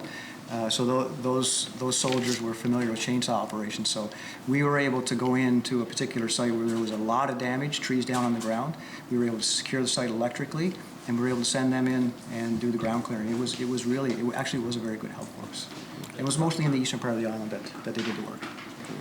Rob? That's fine. Okay. Hannah? Thank you for your presentation and for your candor in answering some of the challenging questions today. One of the things that I'm struck by is looking at the report from Dorian, and there was some really clear recommendations in there, which unfortunately we're hearing the sort of same thing again now with Fiona, and I recognize Fiona is obviously on a magnitude that, completely different from Dorian, but at the same time some of those recommendations were really specific, and we've had 3 years give or take, to at least make some progress on some of those. One of the main ones is around that piece around real-time information and communication, especially around restoration times. And I think, as we've heard from other members here, recognizing the challenges and understanding, even though the frustration of when you're in it, often that frustration was not knowing. For some people, that meant that when they were waiting, and then when they called, they found out they weren't on the list. They'd been marked, and that actually happened with residents in my area. They'd been marked as resolved, and they weren't even on the list, so they'd been waiting all that time. And so, I guess it's a two-parter, in some ways packing two into one, but one of them is, was this a priority to kind of look at the recommendations from Dorian, given that we're seeing the same challenges again, even on a larger scale? And the second thing is, how much of a priority is it now? You need to make changes to how you manage those communications. How much of a priority is that for your business continuity? Because that is about the face that the customer sees, right? Yeah, from my perspective, that's key learning number one that you saw on the list is we do need to get better at that communication. I'll be very honest with you, the challenges that we had getting around the island to get eyes on the damage really made us uncomfortable with putting a restoration timeline out there. It was a real challenge for us early on. I will say, we've heard the feedback from customers, and we certainly respect and appreciate that feedback because it's important for us to hear it. And we are committed to getting better at it. Post-Dorian, we have done upgrades to our website. We've tried to make improvements to our outage map and the website. But can it be better? Absolutely. Will it be better? Yes, for sure, it will. Yeah. It's key learning number one for us. We need to get better at it.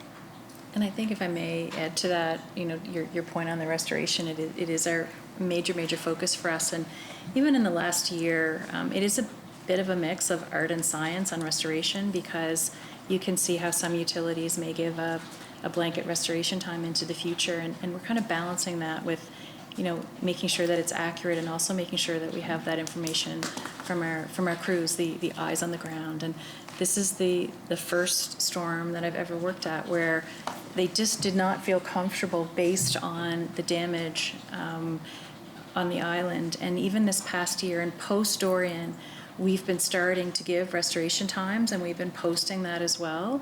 And so we have been taking that very seriously, and we've also, our map survived all of the 1.7 million. When you think about I think it was 1.1 million in terms of customers that came onto our map. We've had glitches before, and we've actually spent quite a bit of time working on that. And the next stage for us is working to make sure that those restoration times are going to be inputted into the future of the outage map. So, as Jason said, I think we all echo that that's our top priority for sure. Anna? Thank you, Chair. One of the pieces of feedback to share for you from customers, and I'm probably about 2,000 of those hits on your website just in one day, but, is that there are different reasons to need to contact you. Mm-hmm. So while one size fits all is of value, when you're limited, there is a difference between the hi, have you forgotten me versus did you know, or there's some very different pieces. So that may be one of the aspects of sometimes targeted communication. It is as useful as that. I think people were less likely to want to know when, but just do you even know I'm here? Yeah. And that was some of the frustration came from I don't know if you know, yeah. And I can't get through to you to tell you. So certainly. If there's comms lessons from the constituency perspective, that's what I was hearing on the ground and what I was trying to sort of assist with. Take that as you will, but it's yeah. The other piece sorry, if I could just add sure. to that, we actually found some of the stats which were quite surprising to us that.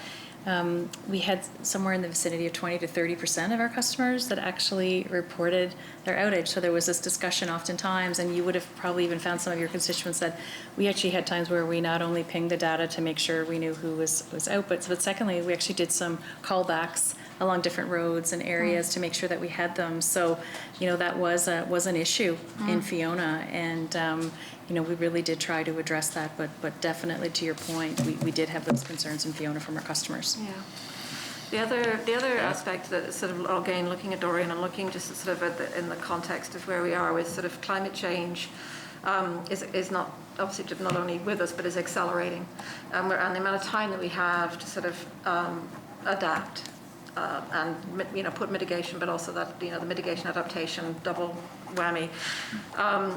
We had a very clear climate change risk assessment done by the province last year. It's a really extensive piece, and the multi-day post-tropical storm risk is significant. It's one of the highest risks identified in the risk assessment. There's no doubt in there that that impact has to be taken seriously.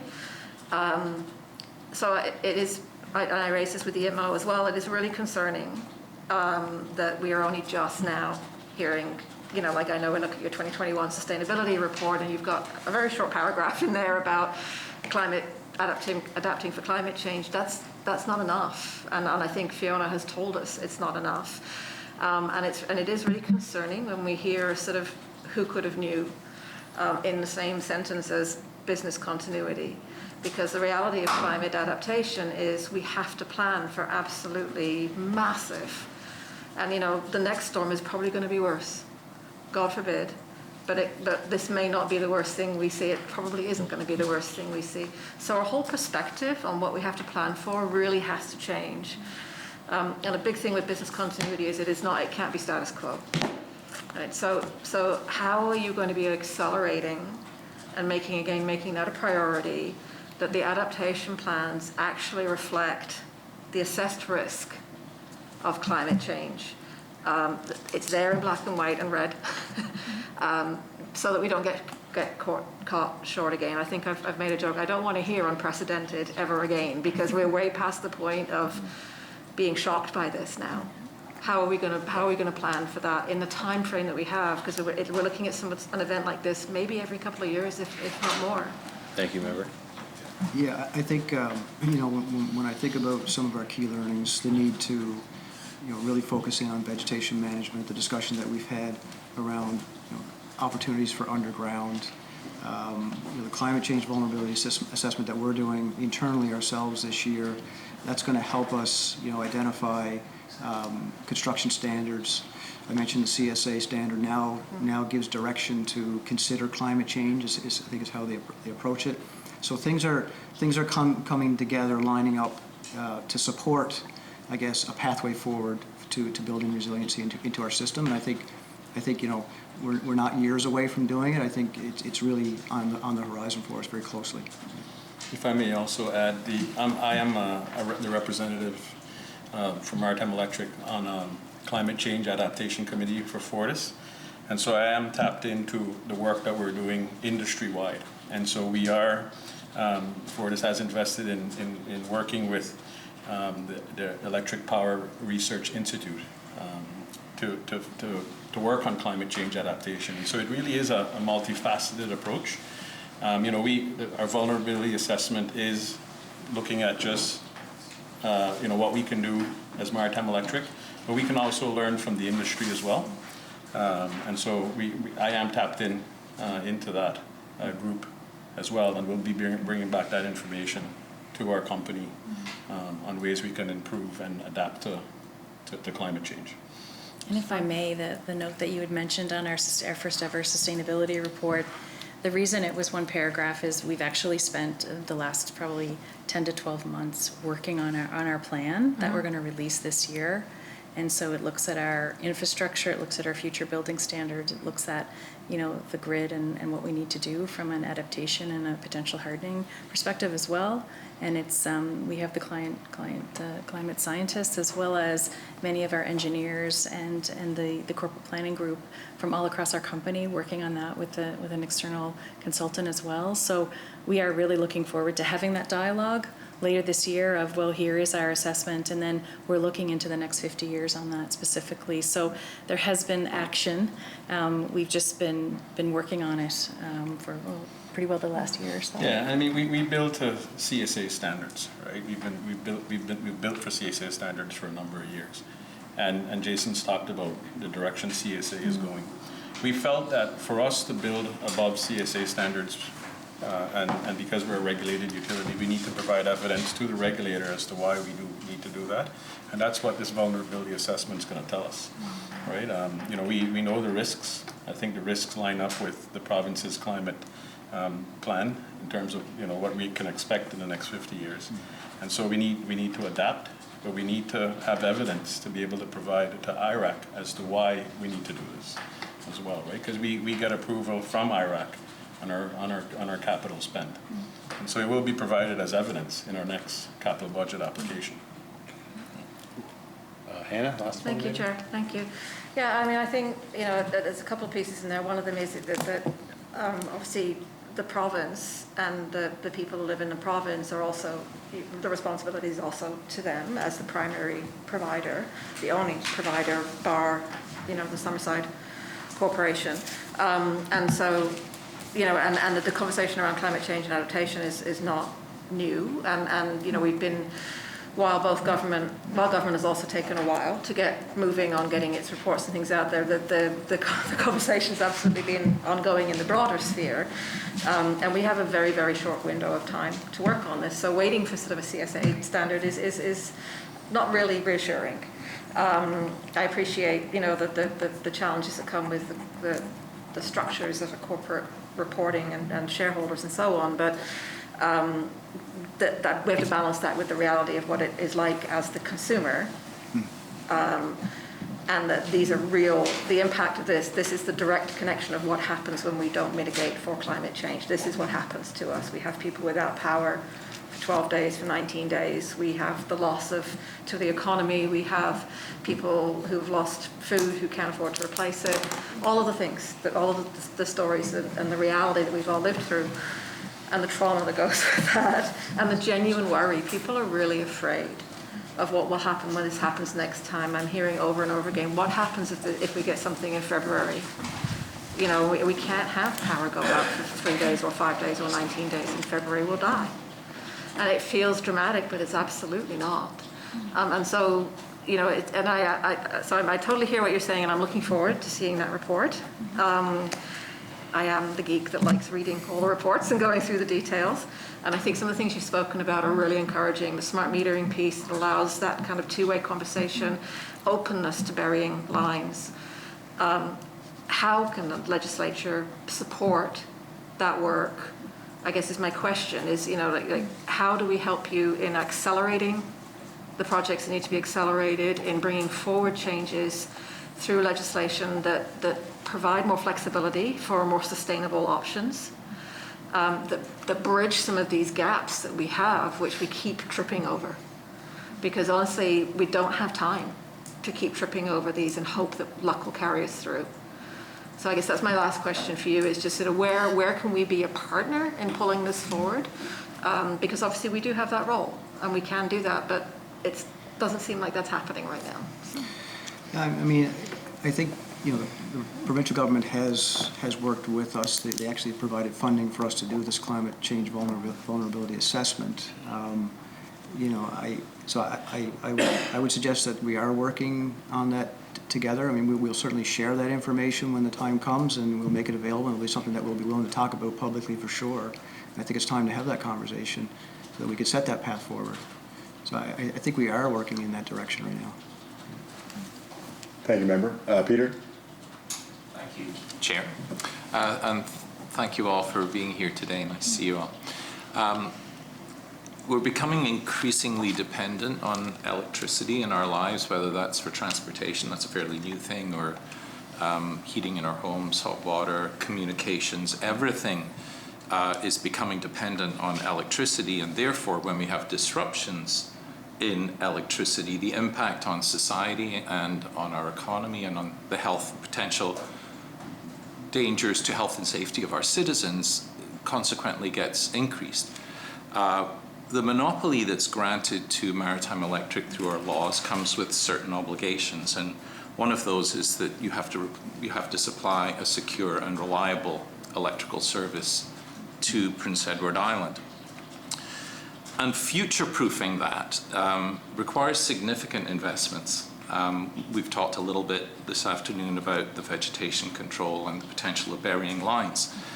that all comes with a cost without an immediate apparent return. And for a private company whose primary obligation is to its shareholders, that's a difficult decision to make.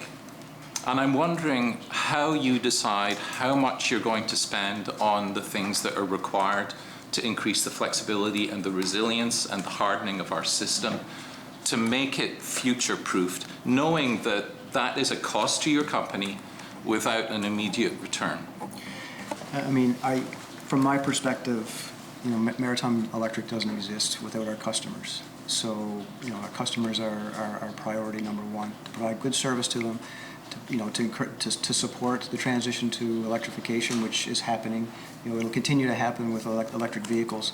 So, I mean, I think we are committed to providing reliable service. We have been doing a lot of work on grid resiliency for many years through our rebuild programs and our equipment replacement programs. So we are committed to doing that. You know, the next thing that we're going to sort of have in our arsenal are these climate vulnerability assessments and the adaptation assessments that will help us, you know, develop programs and opportunities to bring to the regulator to actually build that stronger system. I feel the system is in very good shape today. As I said before, you know, it held up very well, except for trees, right? Trees coming down was our biggest problem. But other than that, the system performed very well. So I think we have a good system today, and we're committed to building a stronger system for the future for sure. Peter? Thanks, Chair. And I appreciate that answer. And clearly, I mean, it almost goes without saying that the downed trees were the primary issue here. And that's not new. You know, over 50% of the outages from Maritime Electric tradition or historically have come from downed trees.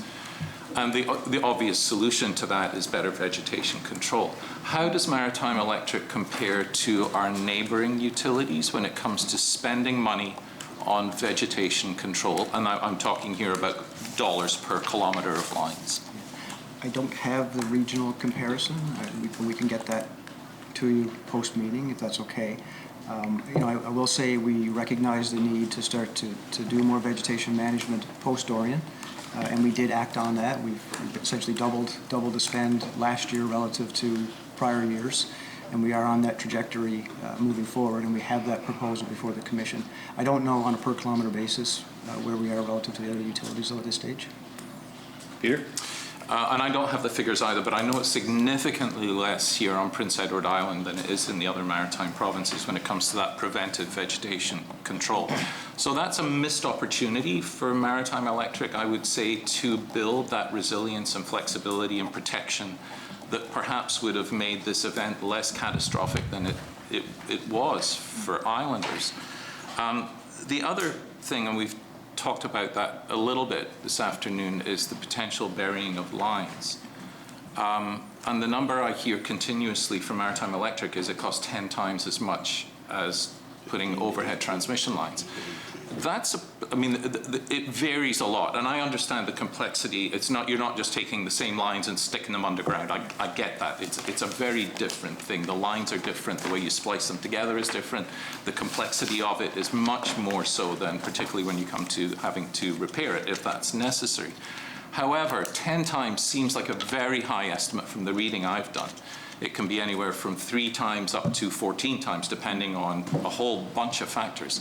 And I'm wondering where you came up with that it's going to cost 10 times as much, given that one of the main factors involved in cost is the substrate, the ground through which you're burying the cables, which on PEI is about as friendly as it could possibly be. So where are you getting that 10 times from, and is that a figure that you can verify with studies? Yeah, the most recent update that we did, so 10 times would be more of a broad sort of system-wide, I'll call it an average approach. We've looked recently at the transmission system, and we estimate that it's in the 15 to 18 times. The distribution system, a lower voltage, is in around 4 to 5 times. So when you look at transmission versus distribution, it's cheaper, still more expensive, but it's cheaper to go underground with distribution than it is to transmission, just because of the nature of the voltage that you're dealing with. So depending on what you're looking at, distribution would be in that 4 to 5, transmission will be in that 15 to 18 times. So what we've talked about earlier was that line that goes to your house, which is service wire, which is, again, cheaper still to put in. Peter? And just to clarify in my mind, the transmission, you're talking about the major big lines, and distribution is all of the sublines off that. Okay. So my wife and I just moved to a new place, and we buried the lines for the last kilometre. It wasn't quite a kilometre, thankfully, from the nearest pole. And I mean, yes, it costs a little bit of money, but we did it because we feel secure that that's probably in our lifetime anyway, never going to be an issue. The other thing that we're doing, and in fact I hope they're being installed as I speak, is solar panels on a shed on our property. And as you well know, solar panels during this outage essentially became useless because they're all tied into the grid. Unless you are somebody who has storage on site, and very, very few people, I'm not sure if anybody on PEI has that. Is there any technical way that we can reduce the vulnerability and the uselessness of solar panels, which could have, I mean, we all know how great the weather was, and we had one awful day of weather and then a string of fantastic days, where those solar panels could have provided some really important safety, electricity and power to a small grid. I mean, it's happened, I remember reading a story in Ottawa following the outage there for a fellow who had a storage capacity on his property, and people came from far and wide to, like we did to the warming centres here. Is there something technically that could be done other than just having storage on site for people who have solar panels so that they are actually functional and useful when the grid goes down? Yeah, I mean, I'm not an engineer, so I'm not sure of the technical aspects of it, but, to the extent that I kind of look at it as a generator scenario. So from our perspective, the concern for us would be that you're not backfeeding onto the system that we don't know about.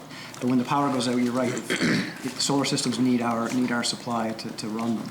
But I'm sure there are technical ways. Well, I mean, that's is storage, right? I mean, that's why for solar if you want to use solar at night, you need batteries, or right. It's the same. So it's the same analogy. If you don't have that, if you don't have the grid, you need storage for rooftop solar. Peter? Yeah. Sure, just again, a last clarification on that. So there is no option other than having storage on site. There is no technical way that you can feed directly back into the residence, for example, without creating that hazard to line workers from energizing the line itself. Yeah, I'm not sure. I can't think of that right now. I can't think that there's another solution. Okay. At this moment. Yeah. Right. Thank you, Peter. Thanks, Chair. Carla? Thank you, Chair. I'm just wondering, as I'm sitting here listening, I remember hearing the conversation a lot when we were kind of in the thick of it, and hearing a lot like, please stay home. The Maritime Electric crews need you to be out of the way, sort of thing. I'm wondering if you ever at any point requested the province to be put into a state of emergency. We never made that request. I mean, that ultimately is government's decision. I will say, we did get a lot of cooperation from government. So, we had the Canadian Armed Forces, we did have forestry crews, we did have transportation, basically blocking roads for us so we could work safely on the sites. And then when the province brought in the chainsaw operators, we were able to use them as well. So I'm not sure what else the state of emergency gives you, but I will say that, we did get a fair amount of support through the course of the restoration. And also, I should mention logistics around hotels, accommodations, and meals and stuff. Tourism was helpful there in that way as well. Carla? Thank you, Chair. I'm not sure I understand what you mean. Tourism was helpful in that. Could you explain that, please? So PEI has a very strong shoulder season tourism season. We came to find that out very quickly when we started bringing in all these crews. So 264 crews is 600 and something people that we had to house. And there were a lot of conferences going on in the Charlottetown area. It was hard to find accommodations. So we did reach out to tourism and say, who do you have on your list of accommodations? And we got that list and we started using them to try and find places for them to stay. Yeah. So it was a resource of information for us. Carla? Thank you, Chair. And who foots the cost of the accommodations when we call crews over to help with restoration? It's part of the restoration cost. Yeah. Carla? Thank you, Chair. And my last question, I know that you had mentioned that prior to the storm, you had crews lined up, ready to roll. And I always found it really interesting when I would hear people from PEI going off island to work in restoration in, let's say, Nova Scotia, because, you know, I just found it funny that you would leave a province to go to another when you're in such dire need. And so, and one of the things that I heard is because Nova Scotia pays more. And is that a fact? And if so, I'm wondering, what did we do to line up local crews? How organized were we kind of on a local level, PEI specific, for when Fiona hit? I'm not sure exactly how many crews went off island. I will say the two primary line contractor crews that we deal with on island, they all stayed. There was some vegetation, I think, that went off island, but like I say, we didn't have any issue getting crews to come here. We had 14 vegetation crews actually at the other side of the bridge, came across Saturday night, Sunday morning when the bridge opened up. So it didn't impact our restoration efforts, but I'm not sure exactly how many went off island. Carla? I'm good. Thank you, Chair. Michelle? Thanks. And just a couple, I think, more clarifying questions, like, because we've been around them before. Do you have an estimate on, so I heard up in the vicinity of 10 times the cost. What is the cost actually for just your transmission lines to run them along a highway? So when you're saying 10 times the cost, can you put that into perspective for Islanders of what those dollars actually look like? Yeah, it's over 100,000 per kilometer for transmission, and depends on the voltage. And for distribution, it's under that. It's around 75,000 per kilometer. Okay. Just on averages. Okay, thank you. Michelle? And have you identified, if you were to bury any lines, have you identified vulnerable areas that you would flag? Not at this point. So, you know, what we're thinking about in terms of the economics, it would be that service line from people's homes to the road would be probably the first place that we would look at for underground installation. So we don't have any specific places identified. It's really, you know, anybody's decision, personal decision, if they wanted to go underground.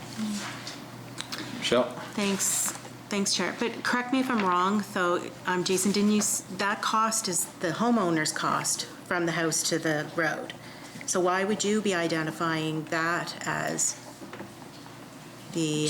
So what we're thinking is, you know, today, if you were to go overhead, you get 90 meters free. If you choose to go underground, you pay the whole shot, right? You pay 100% of the costs. So what we're thinking is that maybe there should be, you know, a contribution from us relative to the 90 meters overhead free that you would normally get. So why would we make you pay the whole thing when somebody going overhead gets 90 meters free? We're just trying to balance that out. So that's kind of the idea that we're bouncing around, is what does that look like? Michelle? Thanks, Sharon. That's a really good clarification, because I didn't realize that. So if somebody decides to bury their line, then Maritime Electric doesn't contribute at all to that. Oh, that's interesting to me, because more and more people are doing it today, so you would have to think that increases your actual revenues off of those builds if you aren't contributing to that. It's actually it's the opposite. So to the extent that the customer pays more, then there's less investment for us. So, you know, it's fully funded by the customer. So there's no it's not a revenue for us. It's just an offset to the infrastructure cost. Michelle? But it would be a cost to you if you were covering 90 meters of that. That's a cost to you that you no longer incur, because the homeowner who buries their line is covering that entire cost. That's right. There's no benefit to be had for us. Michelle? Okay. So then my last question around this is, have you had any conversations with the province around cost saving or like cost sharing?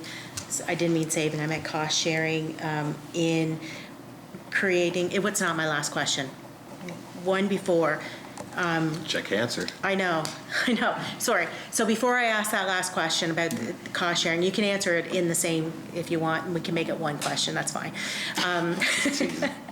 But other than burying the lines, vegetation, management, and we talked about smart metering, is there any other resiliency that you could be building into your system?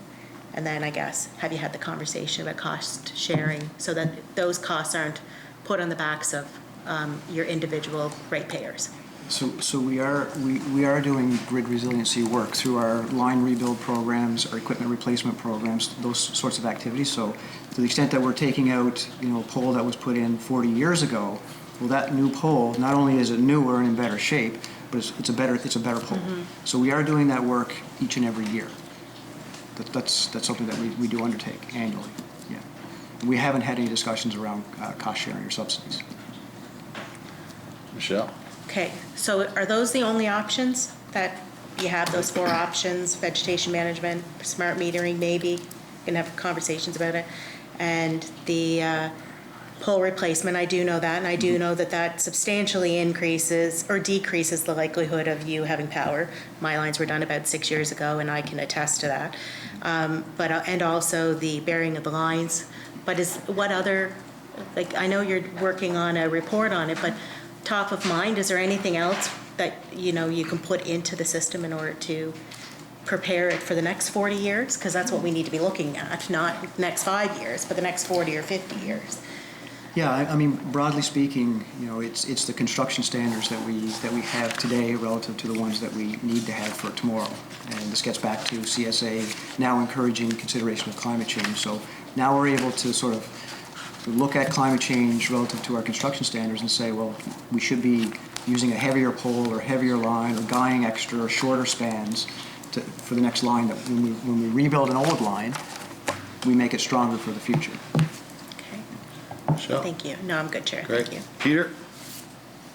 Thanks, Chair. I'm just going to go back a little bit over some of the area that Michelle just covered, and it's regarding that last, again, I'm going to call it the last mile to the house. And I'll use my own situation as a scenario. Had Anna and I chosen to take the wire above ground, as was typically done before, Maritime Electric would have paid for the service to our house, which was less than 90 meters from the pole. Is that correct? Yeah. And that would have been a cost incurred by Maritime Electric. It would right. Yeah. However, we chose to bury the line underground and assume the cost for that ourselves. Correct. Was there any cost associated with doing that to Maritime Electric? There shouldn't be. No, right.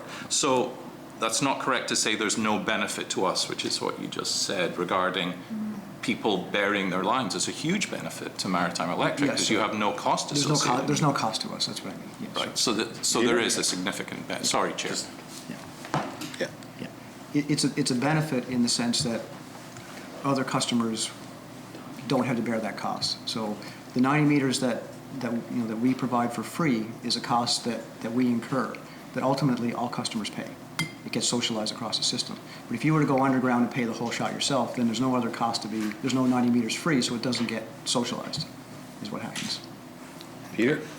All right. I'm going to go back to the burying lines again on a larger scale, and you mentioned, I understand why, of course, the main transmission lines would cost significantly more, but everything else, which is presumably the largest portion of the system, are those distribution lines. Right. And I think, did you mention it was 4 times approximately the cost? Between 4 and 5. Okay. Yeah. So FEMA had a study done on a recent hurricane in Texas. It was 2 years ago, I believe. And their estimates are, and this is the federal agency in the US, were that you recoup the costs of burying lines with 2 significant weather events. Now, that's coming from a government agency. And of course, the situation, the circumstances may well be different here, and I'm not suggesting this is an exact parallel. But the fact that a government agency would write that in a report tells me that that's a pretty, that has a lot of weight.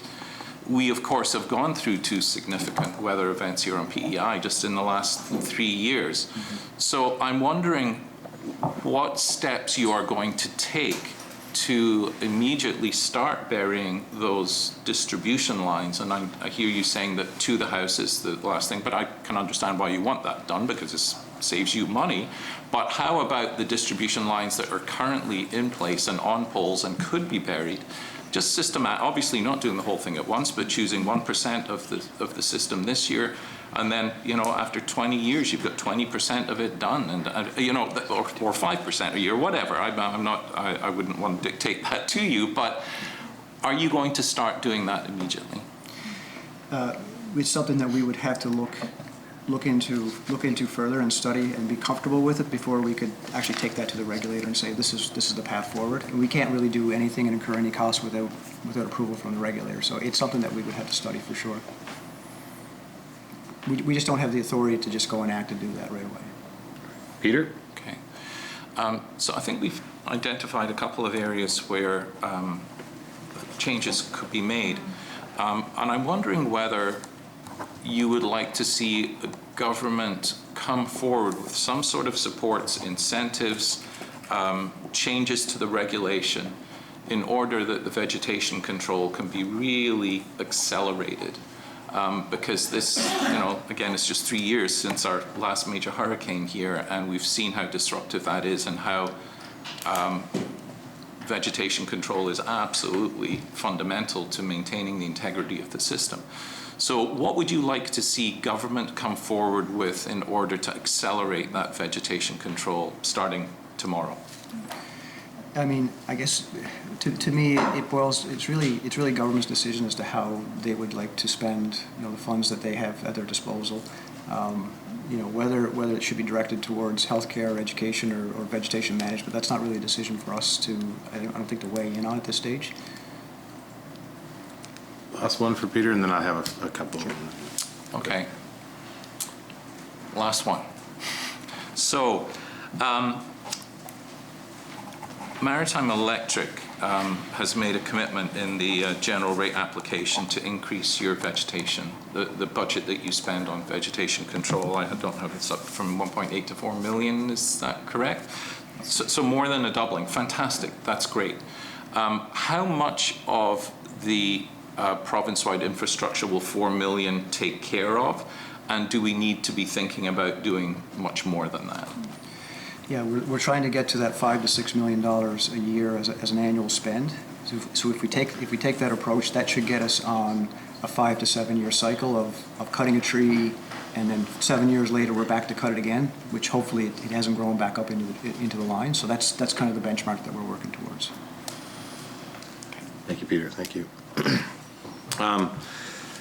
So with the stats, like we've heard mind-boggling, we've heard some incredible statistics here, 35,000 trees down, broken power lines. Would you say that Maritime Electric was in a state of emergency as a company here to deal with what happened to Prince Edward Island? I wouldn't call it a state of emergency. I mean, we have restoration plans. Our business continuity plan talks about the process that we would go through. Was it significant and difficult? Absolutely it was. It was a hard undertaking for sure. I wouldn't say we were in a state of emergency, but you know, it was certainly, you know, top priority for everybody in terms of restoration timelines. Mm-hmm. And just to go back on some other questions that were asked too, you know, EMO was here last week, and I asked them the question is, why didn't we go into a state of emergency? And the EMO, Tanya Mullally, said it wouldn't have helped restore power. But at the same time in your presentation, you said there was accessibility issues to sites for given trees, but also a lot of people around and a lot of difficulty getting to different places. Would you say that's accurate? It wouldn't have, if you had more time on the ground, if you had more, if you could just get into your job for the first 48, 64 hours, that wouldn't have helped at all? I mean, I think the accessibility with respect to traffic, I wouldn't say it was an accessibility issue. It was the level of traffic, given the trees that were down, posed a risk for our crews in terms of getting around sort of tight corners and dangerous areas. I don't think it would have changed the timelines for us for sure. If you had access, the military did a great job in eastern Prince Edward Island, and they were very beneficial. If you had access to the military in Charlottetown, would you have used it? In Charlottetown, we would have used them for vegetation management. You know, the real benefit that they demonstrated to us with respect to that activity was in areas where you would have, 1, 2, 3, 4 kilometers of trees down. So there was real value in securing the site and making sure it was electrically safe, and then letting them go in. I'm not sure how effective they would have been in the city dealing with individual trees. I mean, I think the city has done a fairly good job of cleaning up some of those bigger trees that have come down. Mm-hmm. And I ask these questions because I'm thinking about my district in particular and how it affected. I watched a group of trees that I went over with my own chainsaw, and I was going to do something, but it was there. This is like day 8. And I didn't understand, because I look at it in 2 phases, is let's get rid of the trees, then let a Maritime Electric come in and fix what they have to. But we're talking about day 8 here, and people were driving around, there was lines down. I don't understand why why a crew wasn't sent in, maybe detach 1 or 2 people from a bigger crew that can say, hey, these lines are dead. Hey, because people in my community wanted to help. It was just disjointed. Do you find that could have been done better? I mean, I can't speak for how the military would run their regiment, but we had them together as a unit, and they came with the big military vehicle with the blade on it. They had their own ambulance service there, so they moved around as a unit. I'm not sure how they decide if they break them up or not. Or even outside of the military, better coordination with sections like that in different areas. Like, did we need? I just don't understand why those were left there in my area for day 8, like till day 8 to start it going. Could we have not coordinated that a little bit better? I mean, it could have been a function of where we were in the restoration process. So if those trees were further down the line, then we probably hadn't put much attention to their removal or get cut up. So it just depends on where you kind of are in this restoration process. But like I say, having them out down in the eastern part of the island and in some of these roads where it was just you could block off the whole road and secure it and have them go at it, it was beneficial. Yeah. But if I may add, between day 5 and day 10, we were continuing to work on our main lines and our sidelines. And so when we got into subdivisions, it was around at that time when you got into a subdivision that's fed off of a main line or a sideline. It was around that time frame. But the Canadian Armed Forces, we did not allow them to work on any vegetation management where poles were touching the lines, whether it was de-energized lines or not. They worked on once the utility arborists made the tree safe to cut down. It was at that point that they were utilized. And as Jason mentioned, we also used them to clear roads where trees were just over the roads, right? But they were not allowed to touch or to work on any areas where trees were on the lines. That's good. It's good to get this information, and I look at an area. So we had the education in here, and we look at a school like Queen Charlotte. They were able to fix the roof at Queen Charlotte, which is extensive damage, get the school operational. Director of the public school branch was in here, and we asked them, were you frustrated that the school was ready to go to open, but then it was declared unsafe in the area because of some power lines down? It just doesn't make any sense. This is moving on. We couldn't open a school. So where's Maritime Electric's responsibility? Was it your responsibility to keep that area safe for the kids to go, or was it the province's responsibility? Safety is always top of mind for us. As I recall, for some of the downtown schools, there was a question as to whether it was communications or electrical. I think a lot of times it was communication. There was some cleanup that needed to be done for sure, and we did go back post. Priority number 1 was to get the power restored, and we would come back after and clean up. Once we got to that decision point to say it's time to get the schools back on, and we realized that there was a safety concern, that's when we went back out and did the cleanup work, and we worked with communications companies to identify who owned what and get that stuff cleaned up. So there was a communication breach with the Queen Charlotte School. There was communication issues with the province and getting that school operational, having it safe. No, communications lines were down. Oh, the lines. So it wasn't clear as to. So what we said was, look, we don't want children walking to school down the sidewalk, and not knowing whether this is, a power line Yeah. or a communications line, because that's not really, that's not fair to put children in that position and that, Yeah. under that sort of stress. So Yeah. we said, well, let's wait, we'll go, let's pause, we'll go back through with the team, with the communications companies together, and we'll figure out who owns what, Okay. and clean up Yeah. along the way. Yeah, and if I can add to that, Yeah. I mean, whether that was St. Jean's, whether that was West Kent, whether that was Prince Street School, we were very involved as the green lights were coming on and which schools Yeah. were going to be restored. And I can tell you, between us and the fire marshal, as well as EMO at the City of Charlottetown, there was that discussion because there was so much confusion with those lines down. And it was interesting for us to even learn behind the scenes with the Department of Education. And I could see why they may have been frustrated, because if the checklist said power's on everywhere, well, of course, why not just open all of those schools? And, we were very involved in that conversation and that exercise. And it was even interesting, and I'm not sure if I get the technology wrong, excuse me, but as you look at those schools and the foot traffic versus the drop-off versus the bus, even to see the vast number of lines that were down, and there were a number of people that couldn't tell the difference. And we look at that and say, any down line that you see, we want you to consider that to be live, and not have a child or a parent or a senior or anyone have to say, wow, is that a Maritime Electric line, or is that a communications or telecom or phone line, for example? And that was the main reason, particularly along those walking areas to those schools. We actually brought in one of our retired health and safety officers to work directly, not only with our crews, but also with the telecoms, as Jason had said, because we felt it was so important to take those, I think it was 2 days, where we were literally going up and down the street, including the City of Charlottetown provided their own maintenance personnel to work directly to make sure that those areas were secure and that they were safe, and that whoever had to do their specific cleanup was able to do that for the schools to be opened. It's good to hear. And that brings it, like, I only got a couple more questions, but I saw people driving, like, people would drive over lines and hitting the car and going by in different areas and stuff. But you just said, like, every wire has to be treated as live. But that wasn't happening in PEI during that time. In the areas that you could see the tracks, and you could be like, okay, it was almost like, oh, somebody's gone here before, I'm going to go too. How do we communicate that better? And was that a failure along the way? Because there was a lot of lines, and there was a lot of cars hitting those lines and people traveling under and over those lines.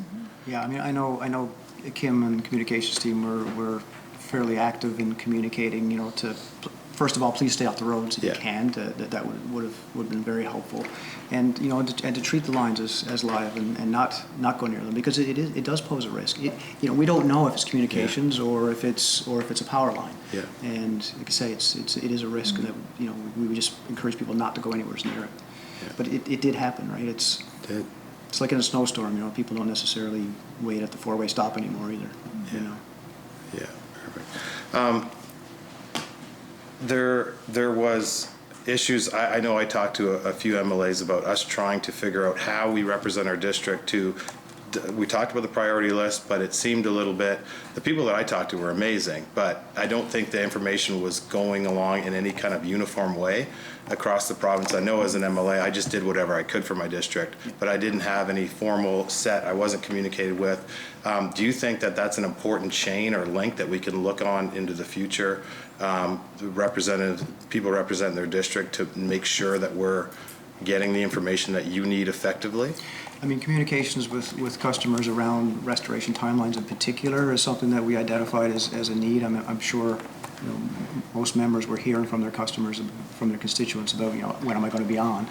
I mean, certainly, whatever avenues we have for communication would be of value to us. Ideally, if we can communicate through our website, so it's a one-stop shop for everybody, then that's not as many points of contact. You go to the website, have a look, and we've got some better information around restoration times for you. Ideally, that would be the scenario that I would like to see us achieve, and we will work towards that. Perfect. Me too.